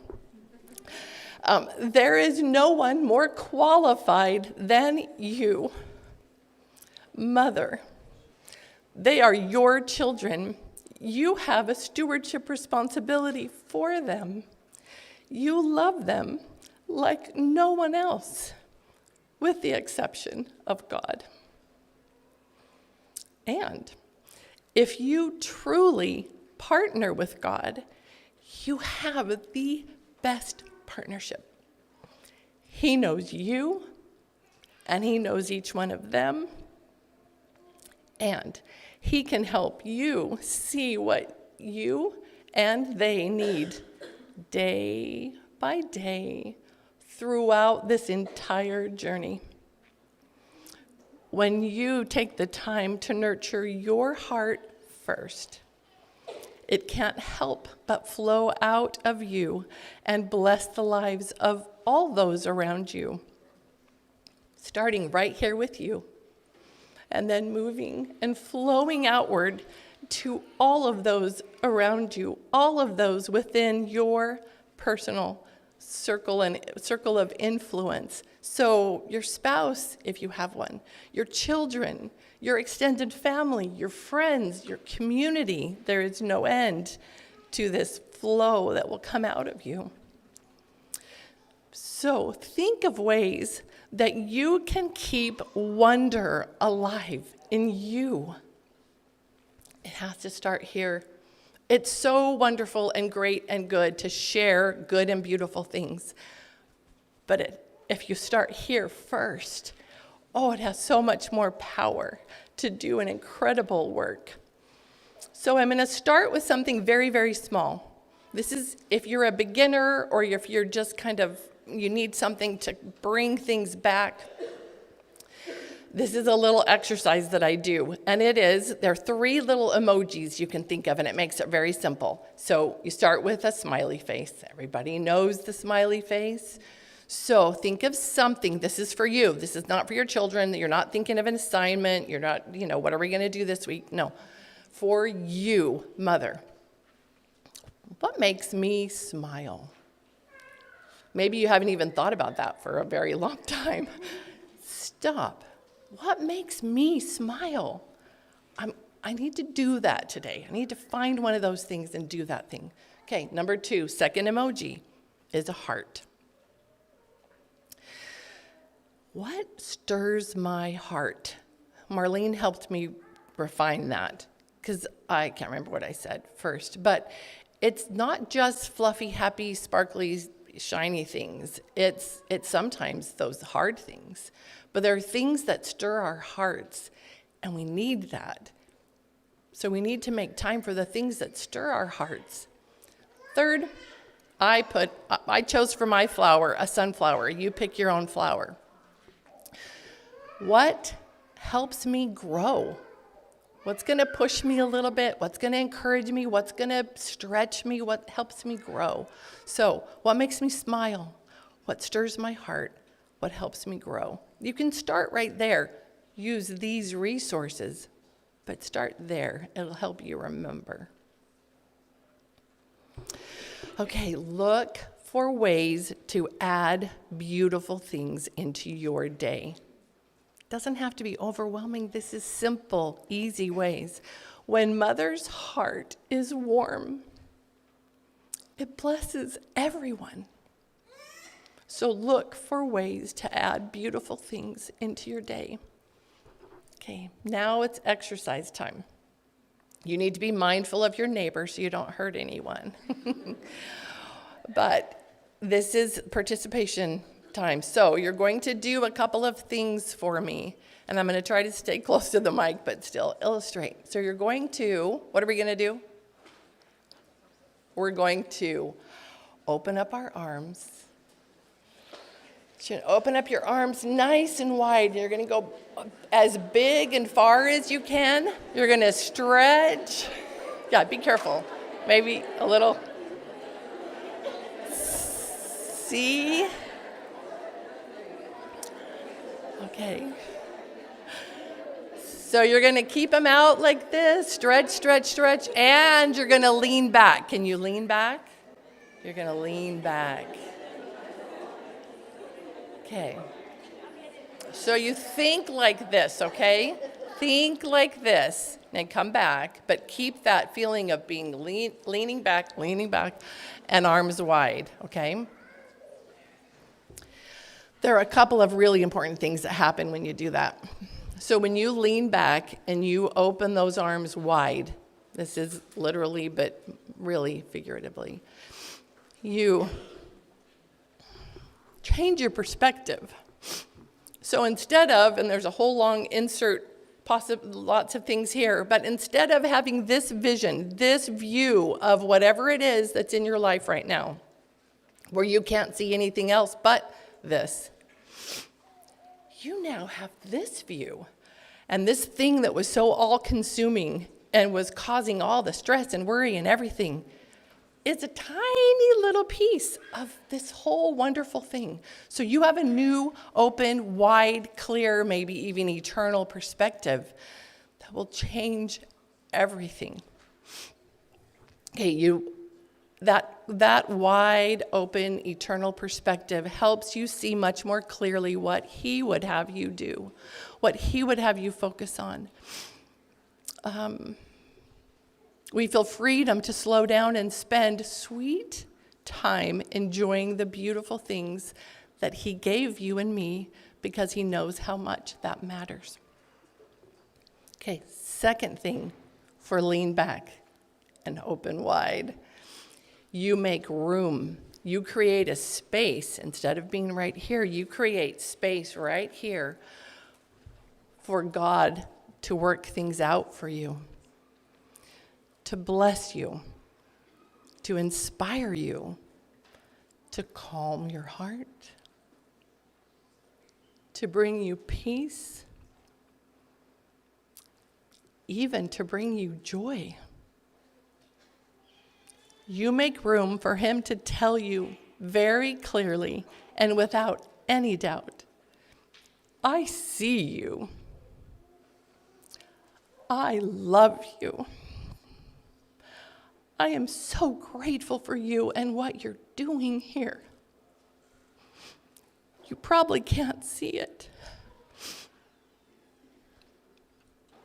He goes on to tell you, you are doing so much better than you think you are. Thank you.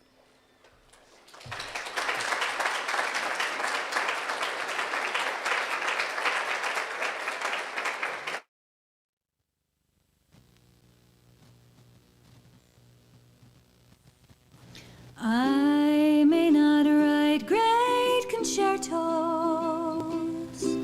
My songs may not please finer ears. Fame and fortune divine will never be mine, but I can sing for you, my dears. I may not be the next Da Vinci. My hand is a fool with a brush. Museums will stand without my art in hand, but these hands can bring love with a touch. Darling, you see, the world says to me, you're falling far short of your dreams. But they can't see behind the scenes in our home or your worth. For you are my greatest work.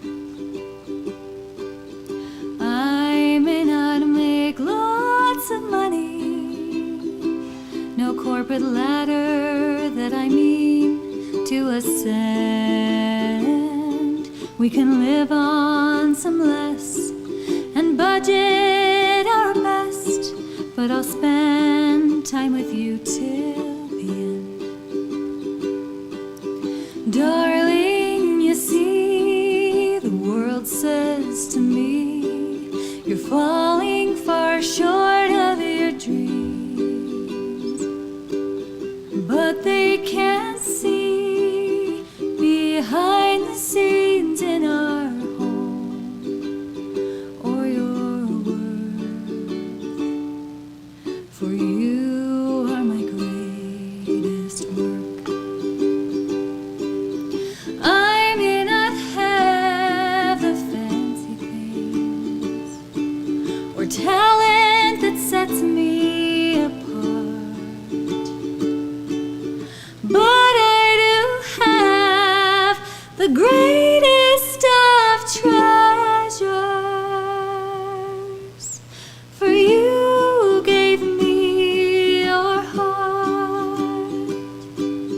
Darling, you see, the world says to me, you're falling far short of your dreams, but they can't see behind the scenes in our home or your worth, for you are my greatest work. They cannot see behind the scenes in our home or your worth, for you are my greatest work.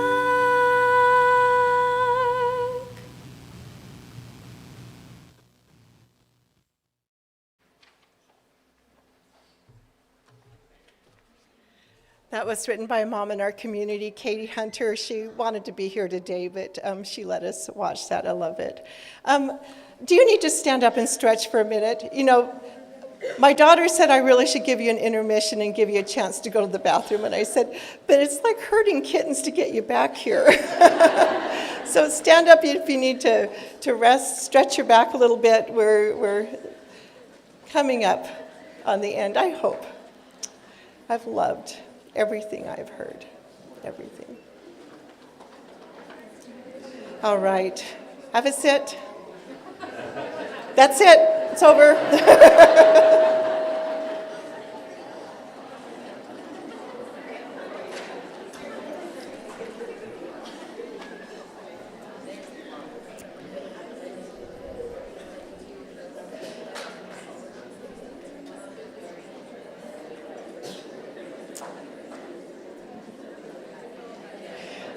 I won't say anything too important for you.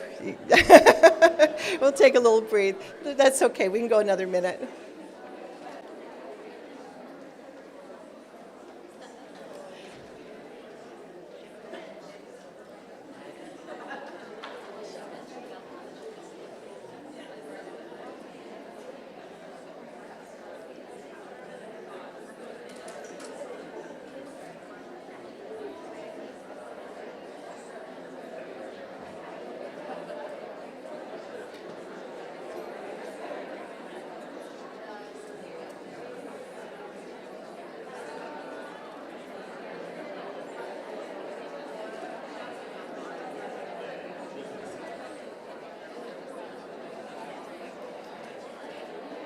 Okay, ladies, can we have you take a seat again? And I promise you're going to have hours and hours out on the property to visit.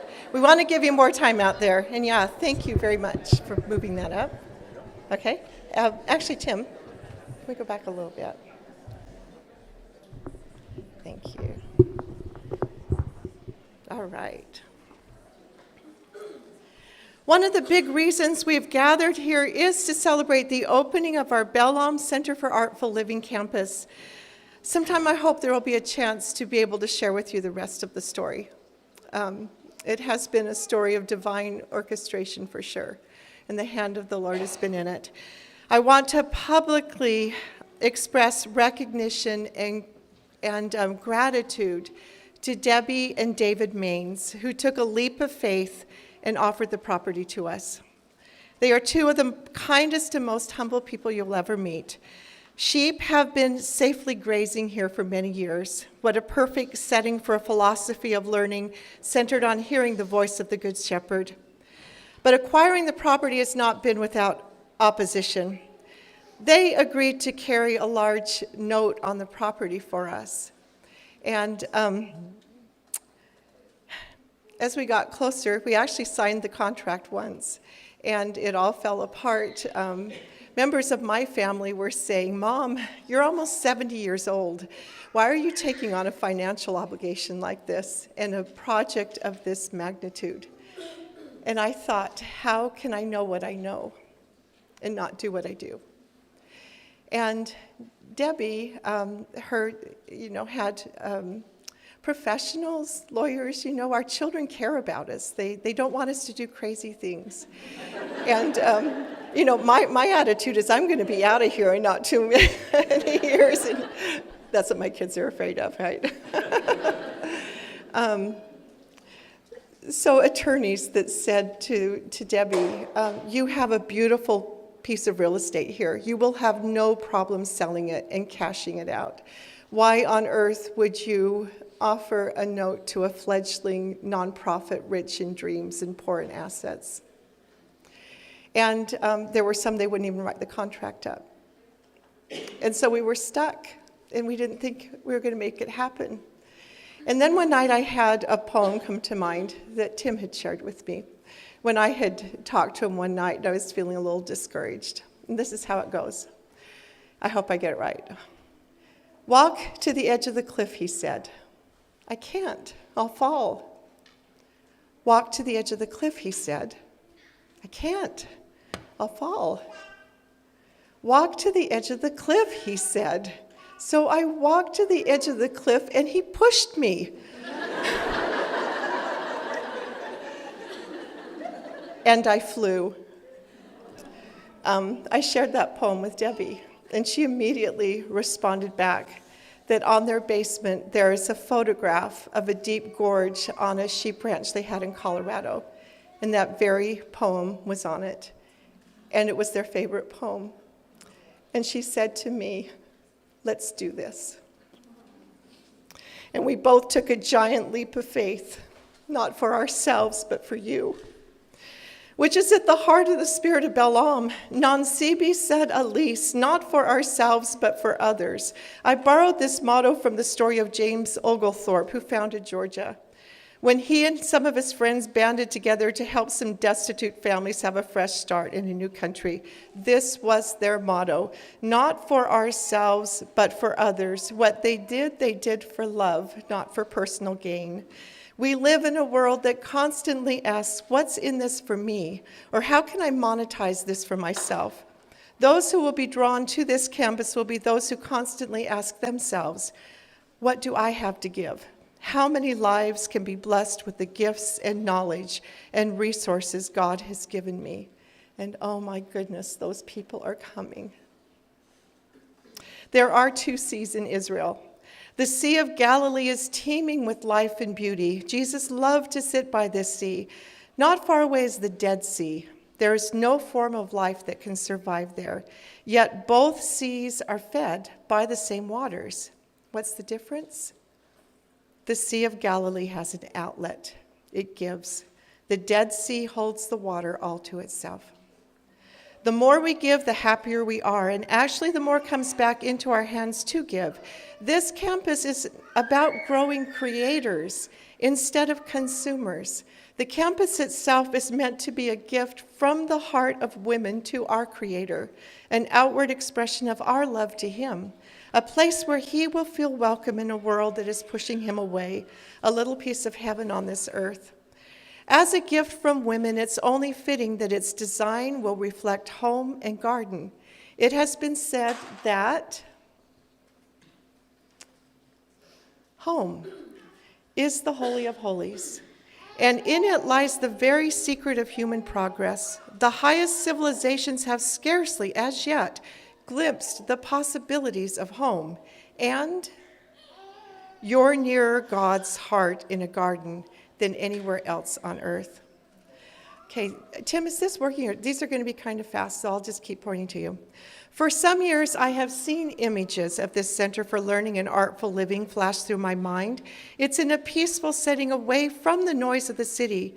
There are lush lawns and shady trees and flowers, so many flowers. There is a body of water for reflection and meditation. I see swans swimming on it. I have seen homes in these flashes of inspiration, with rocking chairs on porches, all facing inward around a beautiful park-like setting, a secret garden like the book. There is a stream going through the secret garden with a bridge over the stream. The homes are warm and inviting and restful, places to nourish bodies and souls. There are kitchen gardens out back. There's a large gathering room with paned windows looking out at the trees where people can gather to learn and dance and sing. There's a library of old books and cozy gathering areas for conversations and making music. I've seen horse trails meandering through groves of trees.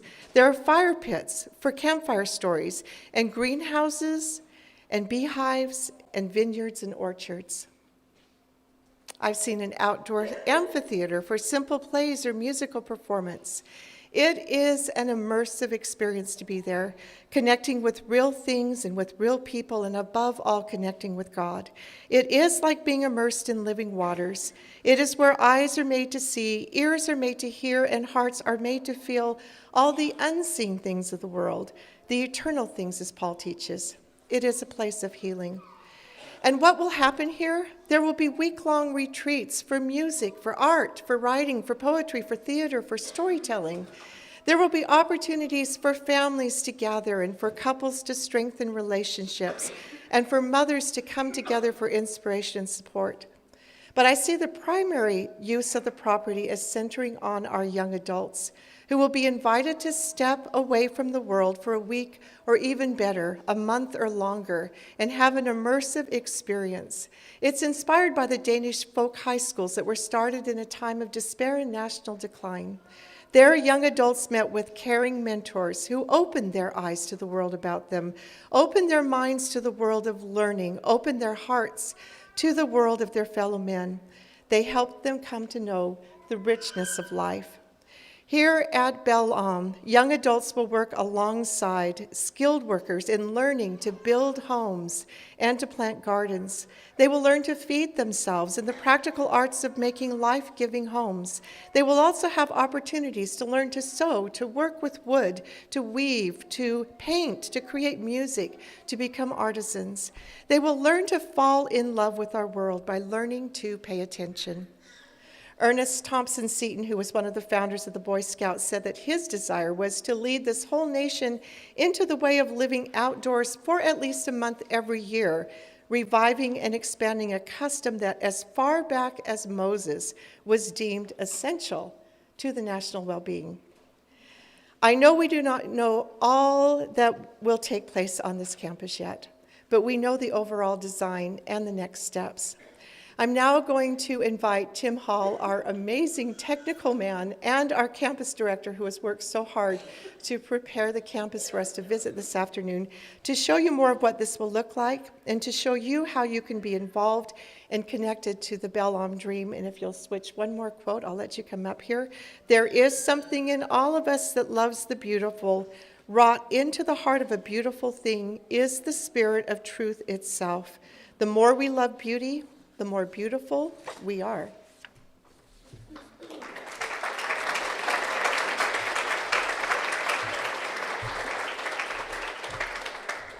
Well, I belong in a Mothers of Influence group.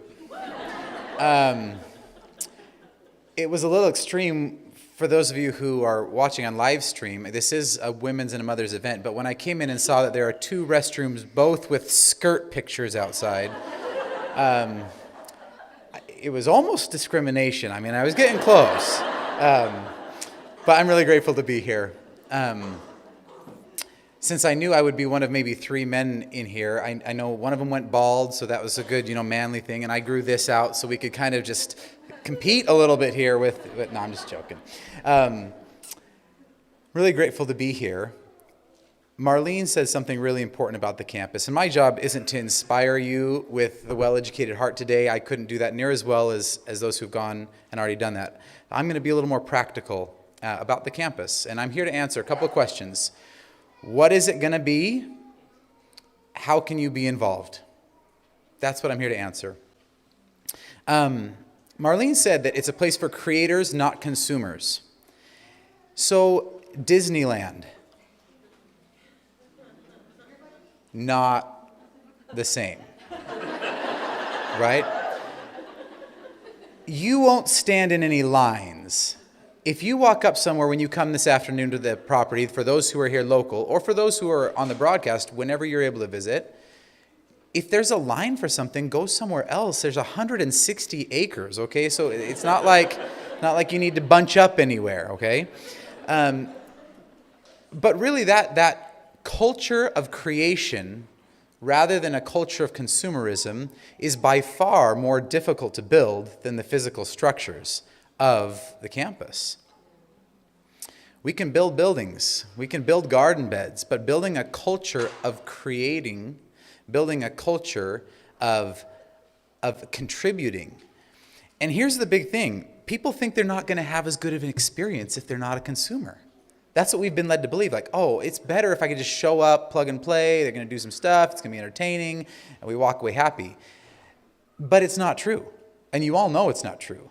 You have such a better time when you build the thing, when you create the thing, when you do the thing. So as time rolls forward in coming years, there will be times you come to the campus for an event that has programming.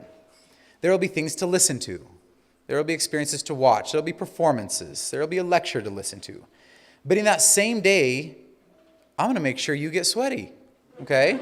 And that's going to be part of the experience, is you helping create and build this. So up here you see, this is the standards commitment. We've started our first program on campus, and I will show you a map of the vision of the future of the campus. But I'm going to start with culture because it's harder and because it's actually the real thing. This building we're in isn't the real thing. It's, we had people on campus a few weeks ago for our very first ever event. A bunch of local Mothers of Influence groups and others came to help do a service project. We had about 100 people there. And the phrase I heard over and over again was, it's like a family reunion, but I've never met these people. That's because you shared the culture. So when you heard a few minutes ago about I still can't say moi. I'm in Idaho, we say MOI, I'm from Idaho, we're the weird ones out there. When you heard about the MOI community, and she said, do the catch the vision so we gain the common culture. That's so important. The campus isn't the campus if the people don't share the culture. Okay? So here are some ways that we're trying to build the culture with our first active program, which is our young adult apprenticeship program. We've had 2 long-term apprentices and about 3 more shorter-term apprentices in the last 6 weeks since we started this thing. And they have to agree to this. I will actively nurture the culture by, and you can read the rest if you want to, but that's the point. When you set foot there, are you the person who will actively nurture? Not go along with. It's not even good enough to go along with the culture. You have to be looking for opportunities to build it, because that's what this is, a community of creators, of builders. You're already that in your own home, so don't turn it off when you come on campus.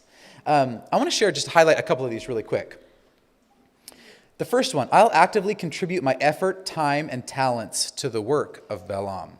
You can do that now. It's being done in 100 ways. So Stephanie's sitting right there. She had a couch and 2 chairs that just fill her soul with joy. The heart emoji thing that you were talking about before, that's her heart emoji thing, right? She loves this beautiful couch that she's had for years, but there was no place to put it. They needed to sell it, and then she thought, wait, I want that to be in one of the homes on Bel-Am. And she and her husband got in a truck and brought it over. And we stashed it in a basement because we have nowhere to put it yet. But we're going to build a house, and we're going to put the couch in the house. I'll promptly and consistently comply with the instructions from the director. That's just safety. If I tell you to stop the chainsaw, stop the chainsaw. Okay.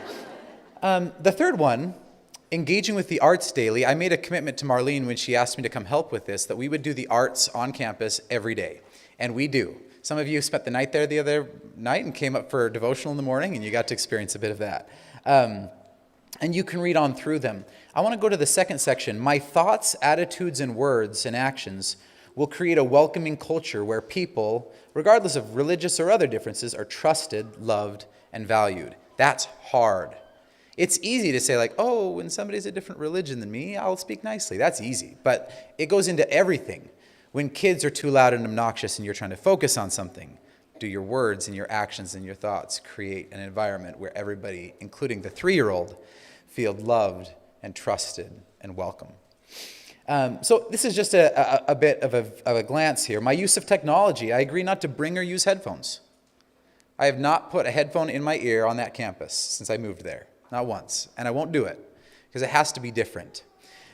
We were cleaning out a barn yesterday, and one of the apprentices said, we need some pump-up music. We're cleaning this barn, it's sweaty, heavy work. And so I said, go ahead, and I came back and they had some kind of pump and beat music, and I said, whoa, hold on. Let's try something that more accurately fits what we're trying to do here. And is there pump-up music that's not modern beat-driven music? Oh, absolutely. And one of the apprentices, to his credit, was Angie's son. Where's Angie? Angie's son goes, Vivaldi, Four Seasons. And then 3 of us in the room started humming, right? I think we ended up on the Tarzan soundtrack, but you know. We limit our cell phone and computer use by restricting them to very limited locations and times of day. I invite you, when you come, whether it's today or in the future, leave your phone in your car. Oh, but my pictures. Doesn't matter. Go to your car at the end and grab your camera and come take a picture or two. Or put it in your pocket and ignore it. If you've had a hard time getting a hold of me, some of you in the last month, it's because I don't carry my phone when I'm out working on the property. I carry a radio. Let's go on to the next slide. So let's talk about the actual campus. That is the shaded in bluey area, which was done by the artist you heard from earlier, not me. That's 160 acres of the campus right there. You can see the blue line running diagonal. That's a year-round stream, so that's pretty. There's a large lake in the middle. I like to call it Main Lake because it's the main lake, and the Main family sold the property to us. So it's Main Lake, at least in my book. There's some smaller ponds. Now, most of what you see there doesn't exist in terms of structures. The brown things, the one that's labeled barn, the square, and then kind of the brown cluster there, that exists. Those are current structures. The rest of the structures are plans for the future. We don't know exactly where it will go. We're spending time right now watching where water flows when it rains really hard and seeing where the sunlight comes. You can't just impose a quickly thought up idea on an existing landscape. You know, I'm sure you could give a whole art talk about that concept, right? But I want to highlight some features for you. If you look towards the upper left, you'll see a number of white squares surrounding a green square. Marlene mentioned this earlier, homes. Each one of those white squares is a home. And they're all looking inward around this park. So in the future, those of you who come to participate in events, you'll stay in one of those homes. And you'll gather on the front porch rocking chairs, and you'll come in that park, and your kids will play there together, okay? We can do all this now, by the way. There's enough space and beautiful places to do this right now. I'm just showing you what it'll look like in the future. And there's a sculpture garden near it. Look at the amphitheater down by the lake. We're going to put on a lot of fun performances there. And everything from Hamlet to goofy stuff. And I think every show ought to have an amphibious landing as one of the entrances, right? You got to work it into every show. You can see some temporary tent housing. That's one of the first things we'll build. So you can come start doing programs where you camp. You can see fruit trees and vineyards in the upper right hand. You can see a wood shop in the upper right hand as well. There's a lot of building that goes on here. And then you'll notice that a lot of it's not filled with buildings. That's because, you know, there's poetry, music, art, and nature. So lots of this property will have trails through it for horse riding or walking that you get to enjoy without structures in view. Okay, go ahead. Let's go on to the next slide. So these are some images. I thought I'd just show you what we're doing rather than telling. So Here we have Jameson Blad and Mike Blad there. They've been helping out. They're some of our short-term interns that have come. These are young adults who come and they work really hard, and we recite poetry and we read biographies and we make music together and we work really hard some more. I just love this image. He's got my daughter on his shoulders. This is the kind of thing that happens when you have a shared culture. People walk together and they know how to be together. They know how to act together. And my daughter took right to him like an older brother, and he took right to her like an older brother. On the right here, we had to bury that pipe. It rained so hard, the rain came down through that area so hard, it blew that pipe out. Like it was laying in the field 20 feet away when I found it. That's how hard it rained. And so that thing's like 3.5 or 4 feet in diameter. We redug the whole trench. It's 20 feet long, and we put it back in, and there we went working together. Go to the next one. Arts happen too. That's clay from the garden on the left, made into an oil lamp. One of our apprentices, Isaac, he's the one with the big beard. You'll see him later. It puts mine to shame. He thought, could we use this for pottery? And so he did. And if you go into the house, which you will at some point, you'll see all sorts of clay things that have been created in the last few weeks. On the right, that's a Mother's Day bouquet picked in the forest, the woods out there, that our other apprentice, Elise, her mom's right here, made for my wife on Mother's Day. Just took a walk through the forest and made her a bouquet. Go ahead. Next slide. This platform I'm standing on, let's just say that these apprentices are building the foundation of what's going on here at the campus. And you've got young and old working together. I'll never forget when I was in Mexico, they don't have a generation gap problem like we do. You get together for a community dance, and there's your 10-year-old dancing with the mother unashamed, and the 13-year-old dancing with grandpa unashamed, and that happens here. I love that breakdown of the generational divide. Let's go ahead. Here's another one of our apprentices. He's right there. In fact, every time they keep saying Tim to change slides, it's actually him. So Evan is here. He's one of our short-term apprentices, and he was with me here till almost midnight last night, setting this up and then crying and then setting it up again and then crying. I did most of the crying. But the point is, building the campus is an experience that's for you and your youth. So send them. We'll be opening it up. It's been for 18 and above, 18 to 24 or 25, somewhere in there. But if you're a little older or a little younger, just email me. Let's just talk. We'll be opening it up to 16 and above very soon. So watch for that in the coming weeks. Go ahead. Next one. Gathering. This is yesterday morning. Was it only yesterday? Oh my goodness. This is yesterday morning. Sharing meals together, eating together, being together. Go ahead. And of course, it's the relationship building. That's what it's really all about. That's why you want to keep talking, all of you, when Marlene wants you to come back together, right? It's about the relationship building.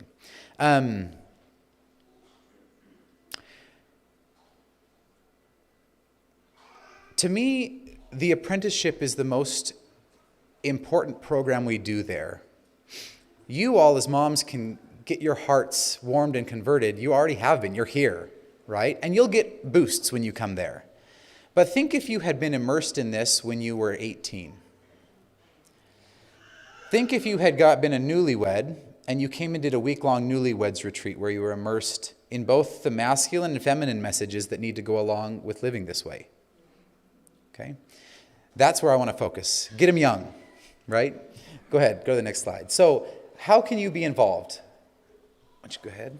Next slide. Oh, no, go ahead. I think it's mine. Yep, this one's mine. It looks like hers, though. How can you get involved? Well, there's a lot of ways to get involved. Those of you who can come today, great. Those of you who can come in the future, if you're doing a road trip through the area, people always ask, can I come? Well, if you can't, then we wasted a lot of money. So please come. That's what it's for. You just drop in. It helps if you send me a message first, so I know I'm there. But just come. If you come on to the Bel Am at Home page, and you look down there on the left, you'll see a Bel Am Dream. Okay, the campus is the dream. Okay, so if you click on that, then you can see this feed. Right here, you can see at the top I've circled share. If you click on that share tab, I post regular updates, pictures, stories, things that are going on, and you can too. In fact, I encourage all of you, that are present here today, during or after your experience today, when you go back to your phone in the car, you can write up a little message and post it there if you're on the Bellam at Home community. Share your picture, share your story, write it up, be a storyteller, tell us what happened. Okay, go on. Come to the website, bellamdream.org. You can read about the team who's making this happen. You can contact. And go to the next slide as well. You can donate. It's an expensive thing. If you're doing Bellam at Home, you're already doing this. So don't feel the need to do more. But if you can do more, if that's a way that you want to contribute, go for it. One of my biggest preoccupations is that we secure this property fully so that we have no risk of having progress we've made removed and having to start over. That's constantly on my mind. One of the best ways to donate if you want to is you can sign up for a Bellam at Home scholarship. So you would pay somebody else's monthly subscription, essentially. Now that's really important because what's the hardest part of building all this? The culture. And you're giving one other person a doorway into the culture. So that's the best way if you'd like to contribute in that way. As you have questions, please ask me. But this place is a place of doing, it's a place of being, and it's a place of learning. And I want to end with one thing that Marlene shared with me that has really, really struck me deep. You're not meant to come to the campus as a culminating, fulfilling experience. It's meant to create longing. C.S. Lewis talked about joy being that hint, that whisper, that shadow of longing for something that it doesn't stay with you. In fact, if it did, it would ruin it. But it's a longing for what can be, both here and eternally. You're meant to come to the campus and feel aching longing to have more beauty in your own life and in your own home and in your own neighborhood and with your own children. And so as you see children playing nicely together with big older brother apprentices, that should say, how do I do that with my neighbors? How do I do that with the people who live around me back in Colorado or Tennessee or Australia or wherever you are? So the campus is a place to inspire yearning, not to fulfill it. Thank you very much.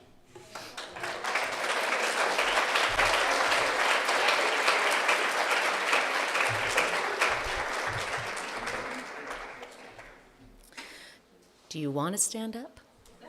You can stand up. Stand up. Stretch a little bit. Wiggle your fingers. It all is right here, right? Thump, thump, thump. Thump, thump, thump. Thump, thump, thump. Keep going. That's your part. 1,000 times. There's a little wheel a-turning in my heart. There's a little wheel a-turning in my heart. In my heart, in my heart. There's a little wheel a-turning in my heart. Can you sing the melody with me? But we're going to talk about songs now. There's a little song a-turning in my heart. There's a little song a-turning in my heart. In my heart, in my heart. There's a little song a-turning in my heart. Back to the thump, thump, thump, thump. I'm going to give you guys over here poetry. You ready? Everyone else keep going. There's a little poem a-turning in my heart. There's a little poem a-turning in my heart. In my heart, in my heart. There's a little poem a-turning in my heart. Join me, thump, thump, thump. You guys get story. There's a little story turning in my heart. There's a little story turning in my heart.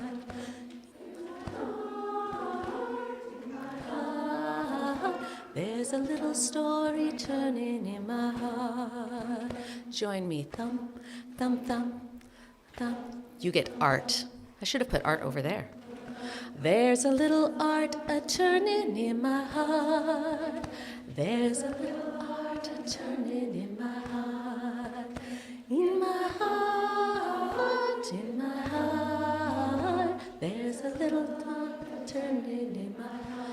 we all get stars.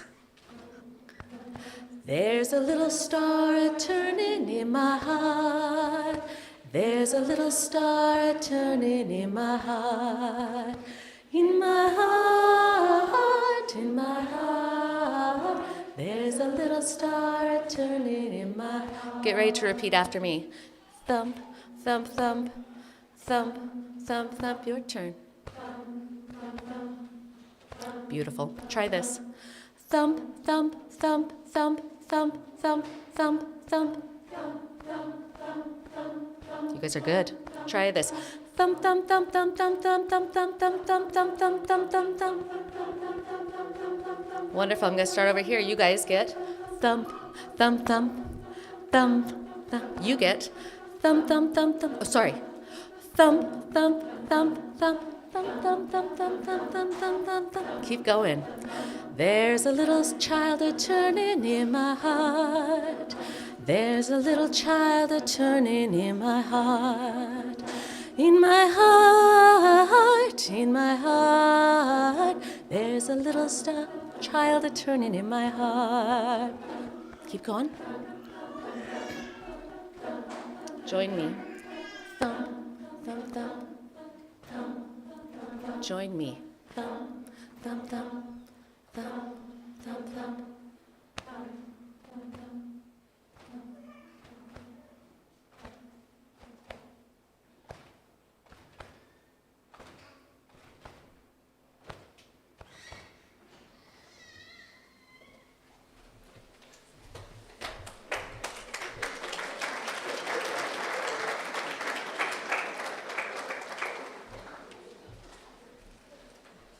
On the home stretch.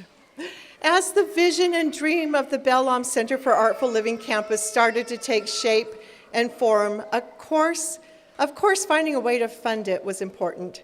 But I could also see that there needed to be a way to prepare participants to come, like Tim talked about. The culture was even more important than the buildings. We needed a way to build a community of families with a shared vision. I also wanted to find ways to help mothers who were new to this way of learning, and we needed a way to prepare our mentors, especially our grandmothers. And so Bell-Om at Home was created. I call Bell-Om at Home the prelude to the campus experience. It is the primary way that the center will be funded and will also make it possible for community members to take part in all that is offered there for free or for a reduced cost when they come. I'll talk more about that later. But building up our community of families with a shared vision is the most important objective of Bell-Om at Home. What good is a campus if we don't have participants who understand why they are there? Within this learning platform, you will have access to drawing and art classes designed to help you and your children develop habits of attention, music classes with Miss Carrie, and folk songs, classes in storytelling and cooking and crafting and sewing, and handicrafts like knitting and crocheting. We have a storyteller's corner with stories from professional storytellers, folk dancing, classes in nature appreciation and a nature journaling class, and the art of conversation. Inspirational quotes and poetry are used for copy work. Members also have access to an incredible searchable database of the best children's books through BiblioGuides. It's all designed around a spine of American history with an annual tour of countries around the world. I offer inspiration stations almost every day where I weave in principles of learning and introduce resources to use and suggestions of things to study. We also have ways for kids to connect in friendship circles as well as teen clubs. Our teen clubs are mentor-led and appeal to a variety of interests like Shakespeare, world events, Spanish conversation, the art of conversation, book clubs, painting. We will continue to add more as volunteers with passion come forward. I've been told that Bell-Om at Home has been a game changer for so many families, and the thing that I'm especially happy about is that our kids in our community are finding like-minded friends. For example, the teens in our Shakespeare Club decided among themselves to put on a complete Shakespeare play virtually. They planned it out, memorized their lines, and figured out all the technology and performed it all over Zoom from all over the country. It was absolutely incredible. They made their own costumes and even choreographed dances. It was amazing. They would pass things through the screen to each other. And they became the best of friends, and they are just getting started. Another example, like Tim mentioned, we had our first family work party on campus a few weeks ago, and we invited anyone that wanted to come, bring a shovel and some gloves. About 100 people came, meeting together in person for the first time for many of them. And they all said it felt like a family reunion. There were immediate hugs. Kids were instant friends and dived in working and hauling logs and digging in the dirt and having a great time.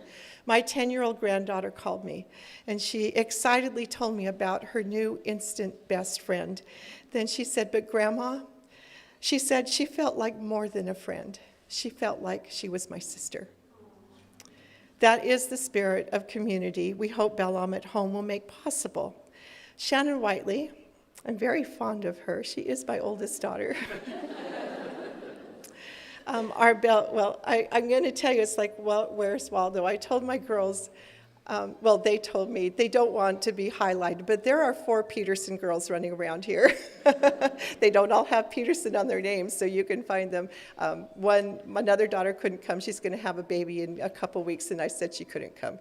Another daughter got COVID. She couldn't. Another had another thing. But I'm so grateful to have some of my daughters here. And we're going to turn some time over to Shannon, who has done an amazing job of coordinating and running Bel-Am at Home. You know, Bel-Am happens because of Shannon. And while you're coming up here, another quote: "Never lose an opportunity to see something beautiful. Beauty is God's handwriting."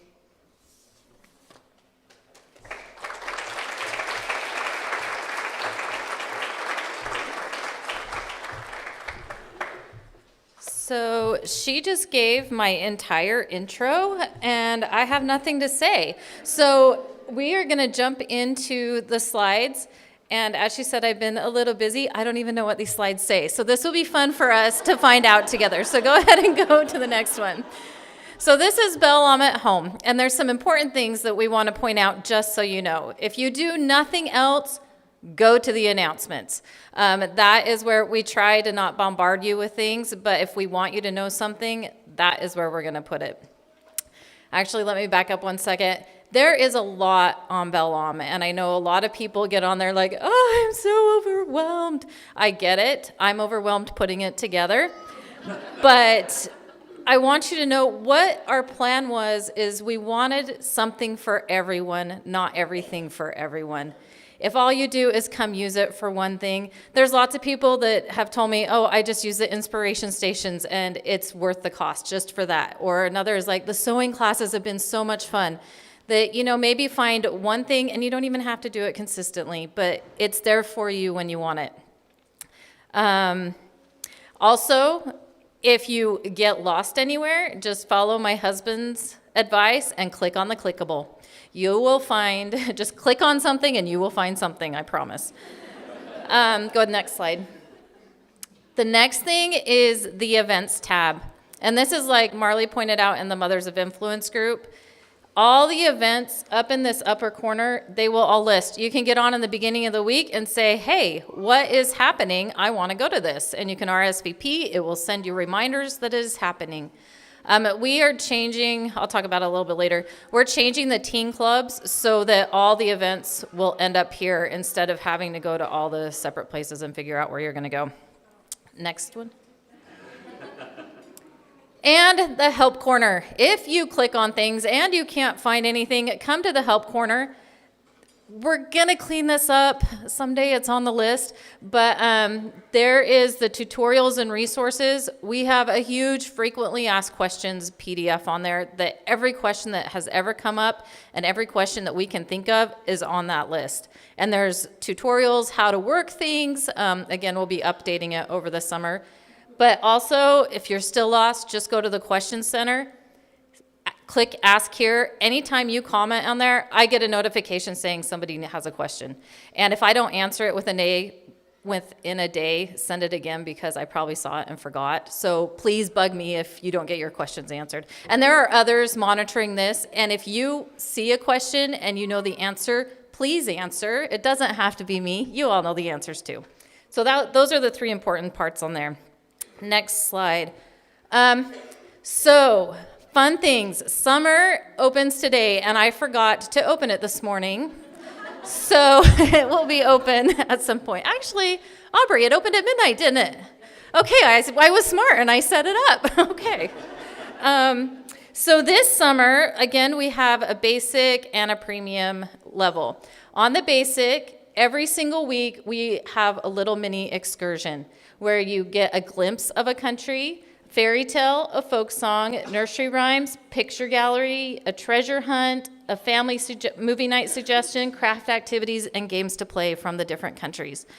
These will only be open for a week because we do not want you to get overwhelmed with your summer, but don't worry, they'll be back in the school year. So you can do them or don't do them, or do one or do none. They are just there for you. Also, with basic friendship circles, teen clubs, the biblio guides. Click on the next one. Do I have a biblio? Look at that. There's my biblio guides summer. They have created a fun challenge for the summer to keep us reading. So there's a video introducing that and a PDF to print out. And then click on to the next one. We have created a new space because I love traveling and I've been a lot of places, but I also like to know about places. This is part of those contribution things. We're creators, not consumers. If you go somewhere and you think it's really neat, come at it on here. If you live somewhere and you know about something that people don't know about, put it on here.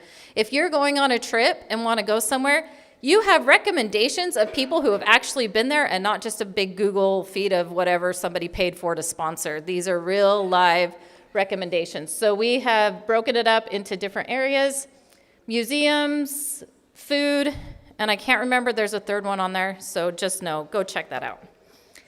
So that is all under the basic one. Go to the next slide. Premium, we have some new premium classes. Our art teacher has some art projects. She's going to use clay, paper mache, some other art mediums that she'll introduce over the summer. There's an herb walk that every week she's going to introduce you and your children to a different herb that you might find out in the wild. Knitting and crochet is a new class we're going to be offering in the fall, but she's opening up. She's going to teach some basics during the summer so that you're all ready in the fall. Sewing projects. So she's had sewing projects all year. During this, she's going to have things like pajama pants that you can sew yourself some pajamas. She has recycling clothes, so like turning jeans into a purse. So just a few of those fun things to do. And then Carrie is teaching basic ukulele, guitar, and voice lessons so you and your kids can start playing some songs for yourself. And so that is also, those are all the premium classes. Yay! That's just summer. So in the fall, and I'm not going to give any dates because there's a lot of work, but we will be offering a monthly and an annual subscription now. We're crossing our fingers by July 1st. The basic level, yeah, go ahead and go to the next slide. We will now, instead of, we started with 4 weeks and then we went to 6 weeks. We are now going to release them for 2 months at a time, but we will release the entire month. So like this one in August, so this is September. Month 1 for September will open August 17th, and then it will close in October. And then month 2 will open in the middle of September and be open till November. And we hope that by doing this, whether you're doing the old Libraries of Hope rotation, or if you're doing the Bell-Lom at Home rotation, you will have the classes available so you can use them when you want to. If you are on the annual membership, everything will be available all the time. This is the part that's going to take some time because we got to rebuild it, but you will have access to all the inspiration stations, all the previous classes, except Monart and the music together, just so you can use it whenever you want. The basic, again, will have copy work. Go to the next slide. I can't remember if I... go. So actually, what I want to point out, people are like, I don't know what month 1 is. Why don't you put September? And I said, well, some people don't do month 1 in September, but where is China? So if you click on, this is the example for the annual membership, but it also works on the other ones. It now has subtitles, so you know where different things fit. Go ahead to the next slide. Okay, so this is what the basic plan looks like. It has the BiblioGuides recommendations. There are the copywork, and no, the copywork won't be up there. It's going to be somewhere else. But it will have the maps again, the BiblioGuides recommendations, art conversation tips, which were from last year. These are things that these are for you to do with your families or your friendship circles, and there's some things that you can adapt to co-ops a little bit. Well, a lot of this can be adapted to co-ops, so keep that in mind. We will bring back the mini excursions from the summer. Track 1 exploration is all the inspiration stations from last year. They will be re-released. And then we have track 2 inspiration stations that there will be music and art appreciation. There's going to be a folk song from the country of the world every week. We will have poetry. We'll have a poem every week that will be the copywork, and we will add a little treat suggestion for your tea time. Nature.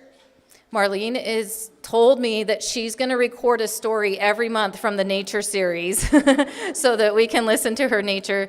Also, we will be, if you've heard of John Muir Law's Nature Journal Connection, we'll be doing this, and we would obviously always share what you're doing in your own family with everyone else. And stories. Every week we will have, our storytellers are going to keep telling us stories. Next slide. Premium, so art, she will be doing new classes this year. The storytelling will be released again. The honest food, sewing, crafts, folk dance will all be released again.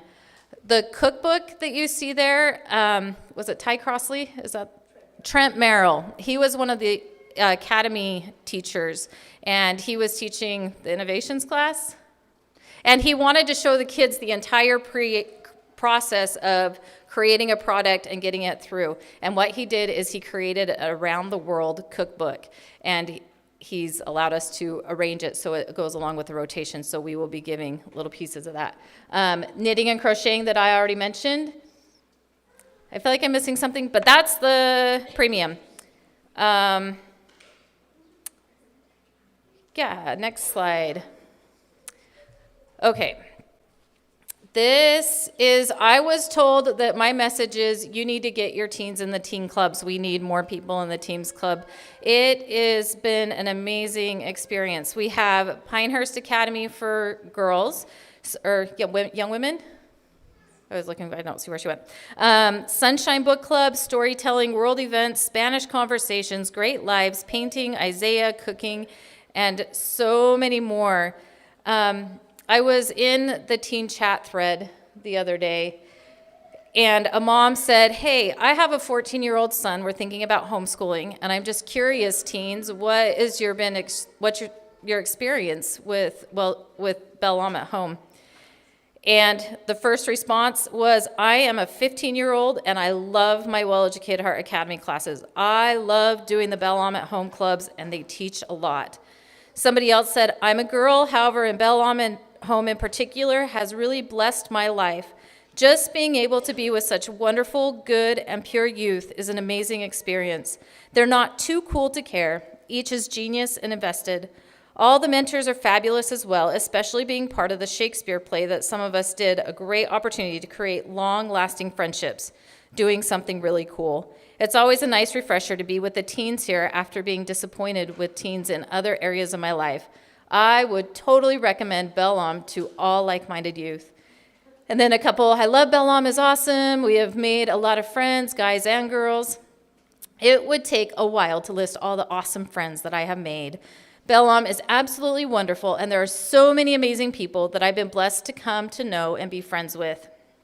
And then someone said, I'm super glad about the Bellum community as well, because I have been able to make a lot of friends because we mostly stay home and we live out in the country. One of the things that I forgot to mention on top of the teen club events is, like the MOA community, we're going to start having, I forgot what they're called, Artful Living, that's what threw me off. Artful Living events in Belmont at Home, and these will be for families. They're 15 minutes that we'll have a little poetry activity, we'll have a little art activity, we'll have music activities, and it's just another opportunity for us to create a community and the relationships. I was at that work party, and see, several people have mentioned, and I know you all feel it too, that it's like you already know all these people, but we've never met before, and you just feel this love and connection, and that's what we are hoping to build with teens. And how awesome for them, maybe once a year they'll get together, but what if they come live on the campus when they're young adults, and they really get to expand their relationships with each other. Is there another slide, or is that the end? Oh, that's not mine. All right, well, that is good. Something else, I was looking through the teen chat. They were expanding on the ideas that they had talked about in their World Events Club. They talked about their love of poetry, their notebook pages of Abraham Lincoln. They shared Russian jelly made out of pine cone recipes. They were asking for history book recommendations. They were just so loving and supporting of each other, and that's really hard. I have 4 teenagers. That is something that's really hard to find, but they have been able to find friends online. My mom mentioned that there's 4 Petersons here. I'll just say there's 2 Whiteleys here. I won't tell you who they are, but you can find them around, and I don't even know where they are, but they're here too. They just ran away. Thanks. I'm going to go ahead and just close that. I was at the grocery store the other day, and in the flowers section, there was a sign that said, "The seeds of today are the flowers of tomorrow." And that is what we're doing, is we are in the process of creating a beautiful, beautiful garden. And so we need to just keep planting seeds. And thank you so much. I'm excited that you all get to come to the campus today and come play with us. All right.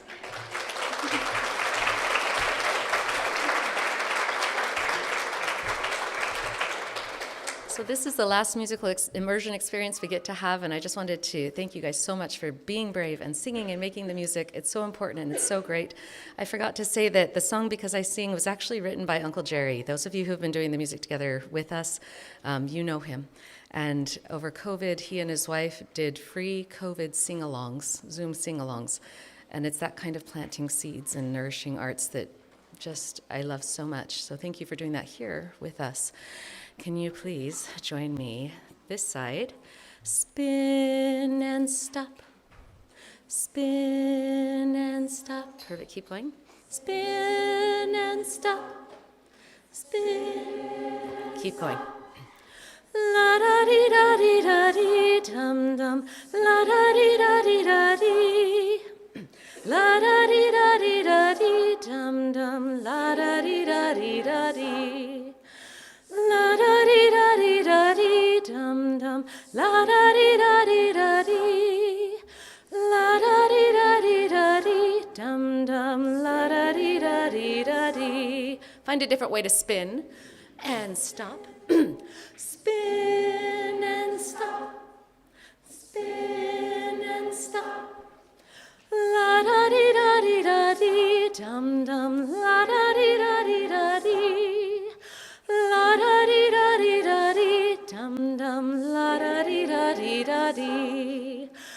La da dee da dee da dee dum dum. La da dee da dee da dee.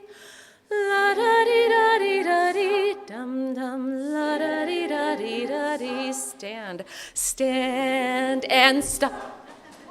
Stand and stop. Stretch, stretch and stop. Stretch and stop. La da dee da dee da dee dum dum. La da dee da dee da dee. Stretch any way you want. La da dee da dee da dee dum dum. La da dee da dee da dee. La da dee da dee da dee dum dum. La da dee da dee da dee. La da dee da dee da dee dum dum. La da dee da dee da dee. This side. Spin and stop. With me. La da dee da dee da dee dum dum. La da dee da dee da dee. La da dee da da dee da dee. La da dee da dee da dee dum dum. La da dee da dee da dee. La da dee da dee da dee dum dum. La da dee da dee da dee. Join me. Spin and stop. Keep going. You're with me. La da dee da dee da dee dum dum. La da dee da dee da dee. La da dee da dee da dee dum dum. La da dee da dee da dee. La da dee da dee da dee dum dum. La da dee da dee da dee. La da dee da dee da dee dum dum. La da dee da dee da dee. Spin and stop. Spin and stop. Spin and stop. Spin and stop.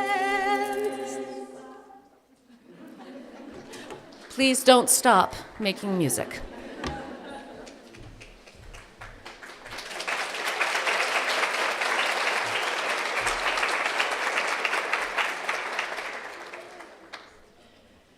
Now, I know it's one thing to dream, but there is a practical side to all of this. It's going to take a lot of money to build this campus. I've been given estimates of $10 to $12 million. Normally, you would expect to reach out to wealthy benefactors or apply for grants and funding or hold gala fundraisers. But the thing that has been impressed on my heart is that as much as possible, this campus is to be built and sustained through small and simple means. We are meant to set an example to the world of what a group of ordinary people making ordinary contributions can accomplish when they work together for a common vision.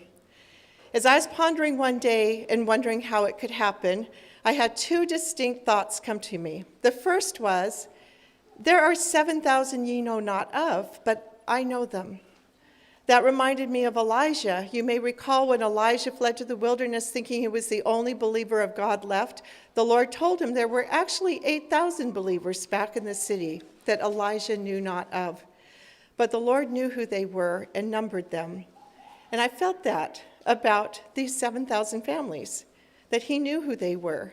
It was his job to gather them, not my job to convince them. It's our job to invite. The second thought was to gather 2 by 2. That was quickly followed with a nudge to pull out a paper and a pencil. We had opened Bel-Am at home last year with nearly 1,000 families. If those families gathered just 2 families each, we would add an additional 2,000 families, giving us 3,000. And if those 2,000 families gathered just 2 families each, we would have 7,000 families. With the profit we were generating from the memberships to Bel-Am at home, just by gathering 2 by 2 and stopping there, we would generate over $4 million a year, or over $12 million in just 3 years, making it possible to have the funds to build the campus and a manageable number of families to serve. Now, I know it's not realistic to think that that happens. Multi-level companies are built on that. But it does show me that it can grow into something very significant through small and simple ways, by families inviting other families. And imagine if it did continue to grow. Not only could we sustain the campus so that those within the community could come without charge, but we could grow additional campuses in other locations to bring the experience closer to more people. I've been contacted by a number of people who have told me they felt impressed to buy land, but they aren't sure why. Maybe this is a why for some of them. Now I want to show you something. This beautiful painting of the Widow's Mite is our first piece of original art that has been donated to our Center for Artful Living. It was painted by Ken Corbett. His wife Jane is in our community, and she reached out to me and asked if we would be interested in it for our center. An anonymous donor made it possible. What a beautiful reminder to us of the value that the Lord places on small offerings. Usually the widow is depicted as an older woman, but this is a young mother with little children. Jesus said her offering was even greater than those who had given a much larger donation from their abundance. The size of the donation wasn't what was important to him. she had given him an offering of perfect love and sacrifice. What a beautiful reminder of the spirit with which we hope to build this campus. There will be many ways for you to give. Maybe you'll paint a painting that will hang on one of our walls, or create a hand-stitched quilt that will cover a bed. Like, if you'll notice on the wall, our first donated quilt, thanks to Tammy Adair, this beautiful hand-stitched quilt that will be on one of our beds. Or maybe you'll lovingly repurpose an old piece of furniture and make it beautiful. The Bellam Center for Artful Living will be an outward expression of our desire for beauty, and every contribution will be of great value and worth. Now, just over 100 years ago, on New Year's Day in 1917, a young man named Hubert Eaton stood on a hill overlooking a cemetery not far from where I grew up in Glendale, California. He had just lost a fortune in a silver mine, and he needed a job. A friend said this overgrown, gloomy, weed-infested cemetery was in need of a manager and suggested he apply for the job. He knew nothing about cemeteries, but as he stood on that hill, a vision opened to him, and he saw it not as it was, but as it could be. Hubert went on to transform the entire business of dying, and he did it by bringing in art, music and statuary and paintings, and planting flowers and trees and placing fountains. His lifelong quest was to show the Christ who smiles and loves us and gives us hope of eternal life. He knew he had succeeded when he got a call from a young couple who asked if they could be married in the cemetery. Today, this world-famous cemetery is known as Forest Lawn. Hubert grew up not far from where we are meeting here today in Liberty, Missouri. When he made a decision that he wanted to follow Jesus Christ, he was baptized right here in Hamilton, Missouri. The same things that transform this gloomy business of dying have the power to transform our decaying world. On that New Year's Day in 1917, Hubert went home and wrote a builder's creed that is now engraved in stone as you enter Forest Lawn. I have a feeling he would love what we're doing, so I don't think he would mind one bit having us borrow and adapt his builder's creed for our Bellam Center for Artful Living campus. You'll find it on the back of the card in your bags with the painting that Kelly Hugger created for us. And this is what it says. We, your mothers and grandmothers, believe in a happy eternal life. We believe most of all in a Christ that smiles and loves you as we know he loves us. We therefore shall endeavor to build at Bellam a place of learning as unlike other places of learning as sunshine is unlike darkness, as eternal life is unlike death. We shall try to build at Bellam a great park filled with towering trees, sweeping lawns, splashing fountains, singing birds, beautiful statuary, cheerful flowers, noble architecture with interiors full of light and color. We believe these things educate and uplift a community. Bellam shall become a place where lovers new and old shall love to stroll and watch the sunsets glow, planning for the future or reminiscing of the past. A place where artists study and sketch, where musicians bring heaven to earth, where poets touch the dull gray day and set it aflame with color and sunshine, and storytellers stir slumbering souls. A place where the brokenhearted will be healed, the captive will be liberated, and the blind be made to see the unseen things of this world, the eternal things. The sorrowing soul shall be soothed and strengthened, because it will be God's garden. He didn't sign his name to the creed, and neither shall we. Rather, it will be signed, the builders. Long ago, in a distant land, there was a king who was good and kind and very wealthy. All the people in the kingdom were very wealthy. And so it was strange that this king was the only king in the world who did not have a palace. Rather, he lived in a small brown house on the edge of town. Now, it had not always been that way. His father had lived in a palace. In fact, they said it was the most beautiful palace in the entire world. It was so large, no one had even been able to ever count all the rooms.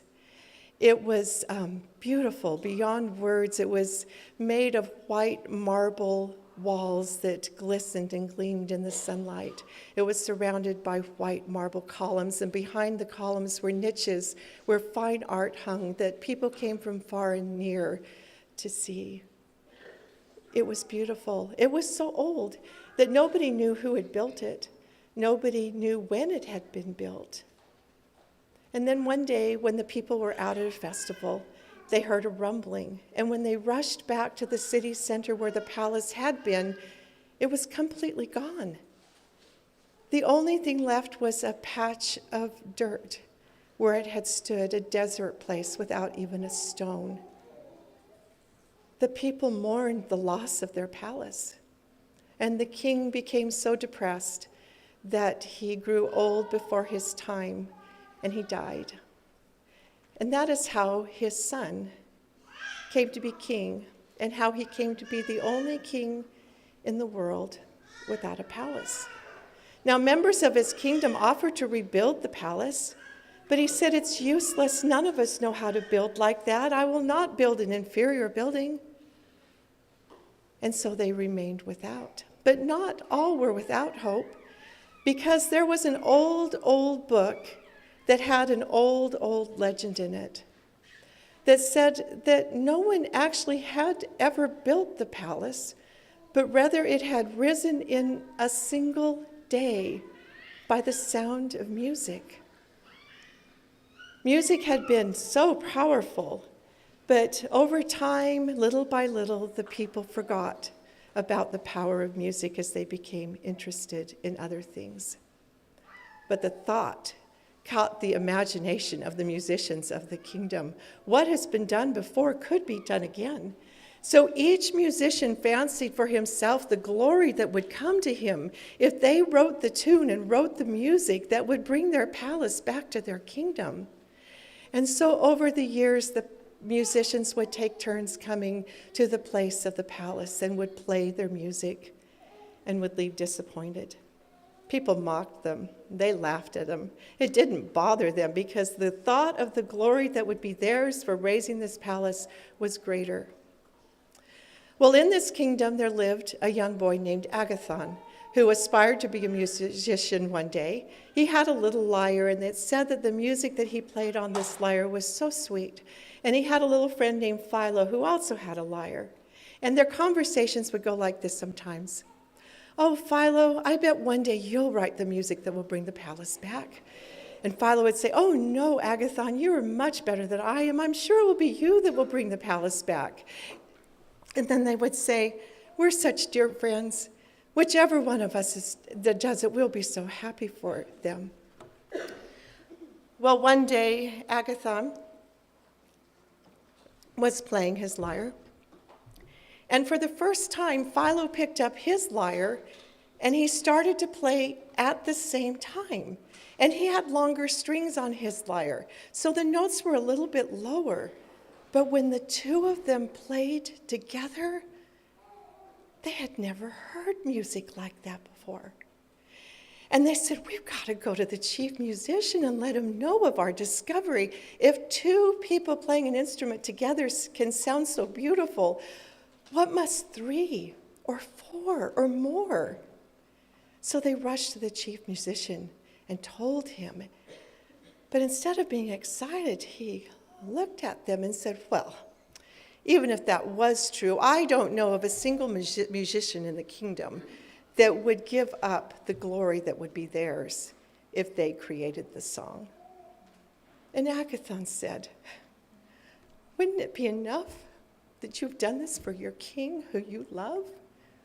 That it didn't matter if you got credit for it?" Well, that certainly wouldn't be me.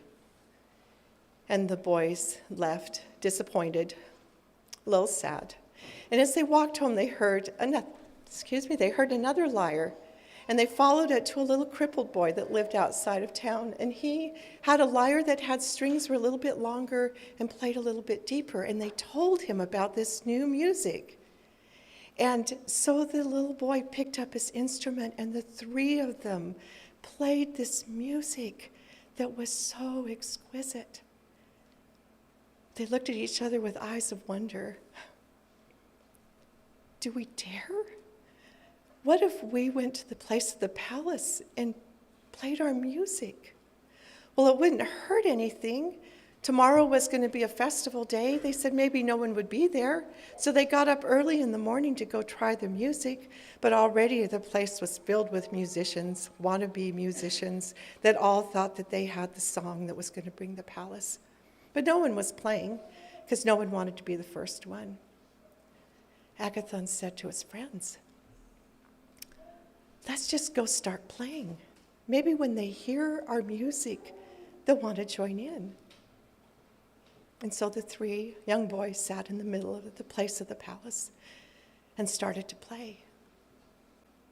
And the musicians listened. What is this? Then a musician brought their instrument, played different notes, but when they played it together, it created this new sound. And then another musician came, and another musician, and another musician, and this music they were creating was so beautiful. It swelled and it started to fill the kingdom. And the longer they played together, the more joyful the music became, until at last they struck a chord that was so exquisitely beautiful. They held it out for the longest time. Suddenly there was shouting, look, look, the palace, and they looked as the palace started to rise up out of the ground, and they watched it rise higher and higher with the white gleaming marble walls. At last they had a palace fit for their king. And that is how people learned to make music together, instead of everyone playing or singing for himself. And if there hasn't been another earthquake, I suppose the palace is standing there still.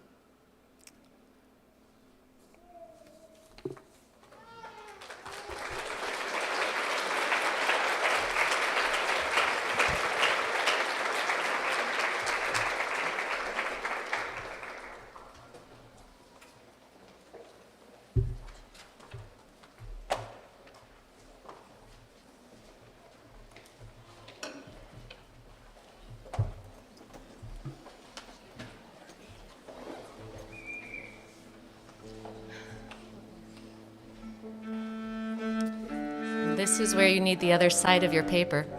When we indicate to you, please join us. The melody is Amazing Grace. The words are slightly modified.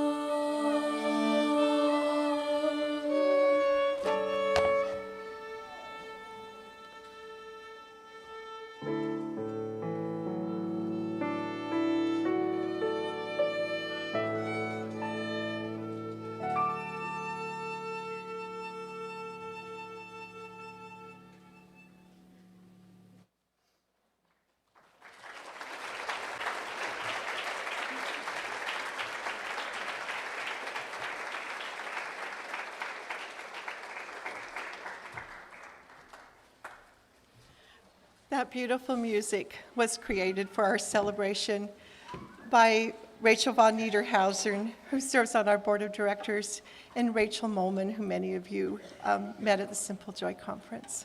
Thank you. It's beautiful. Have you felt the song in your heart?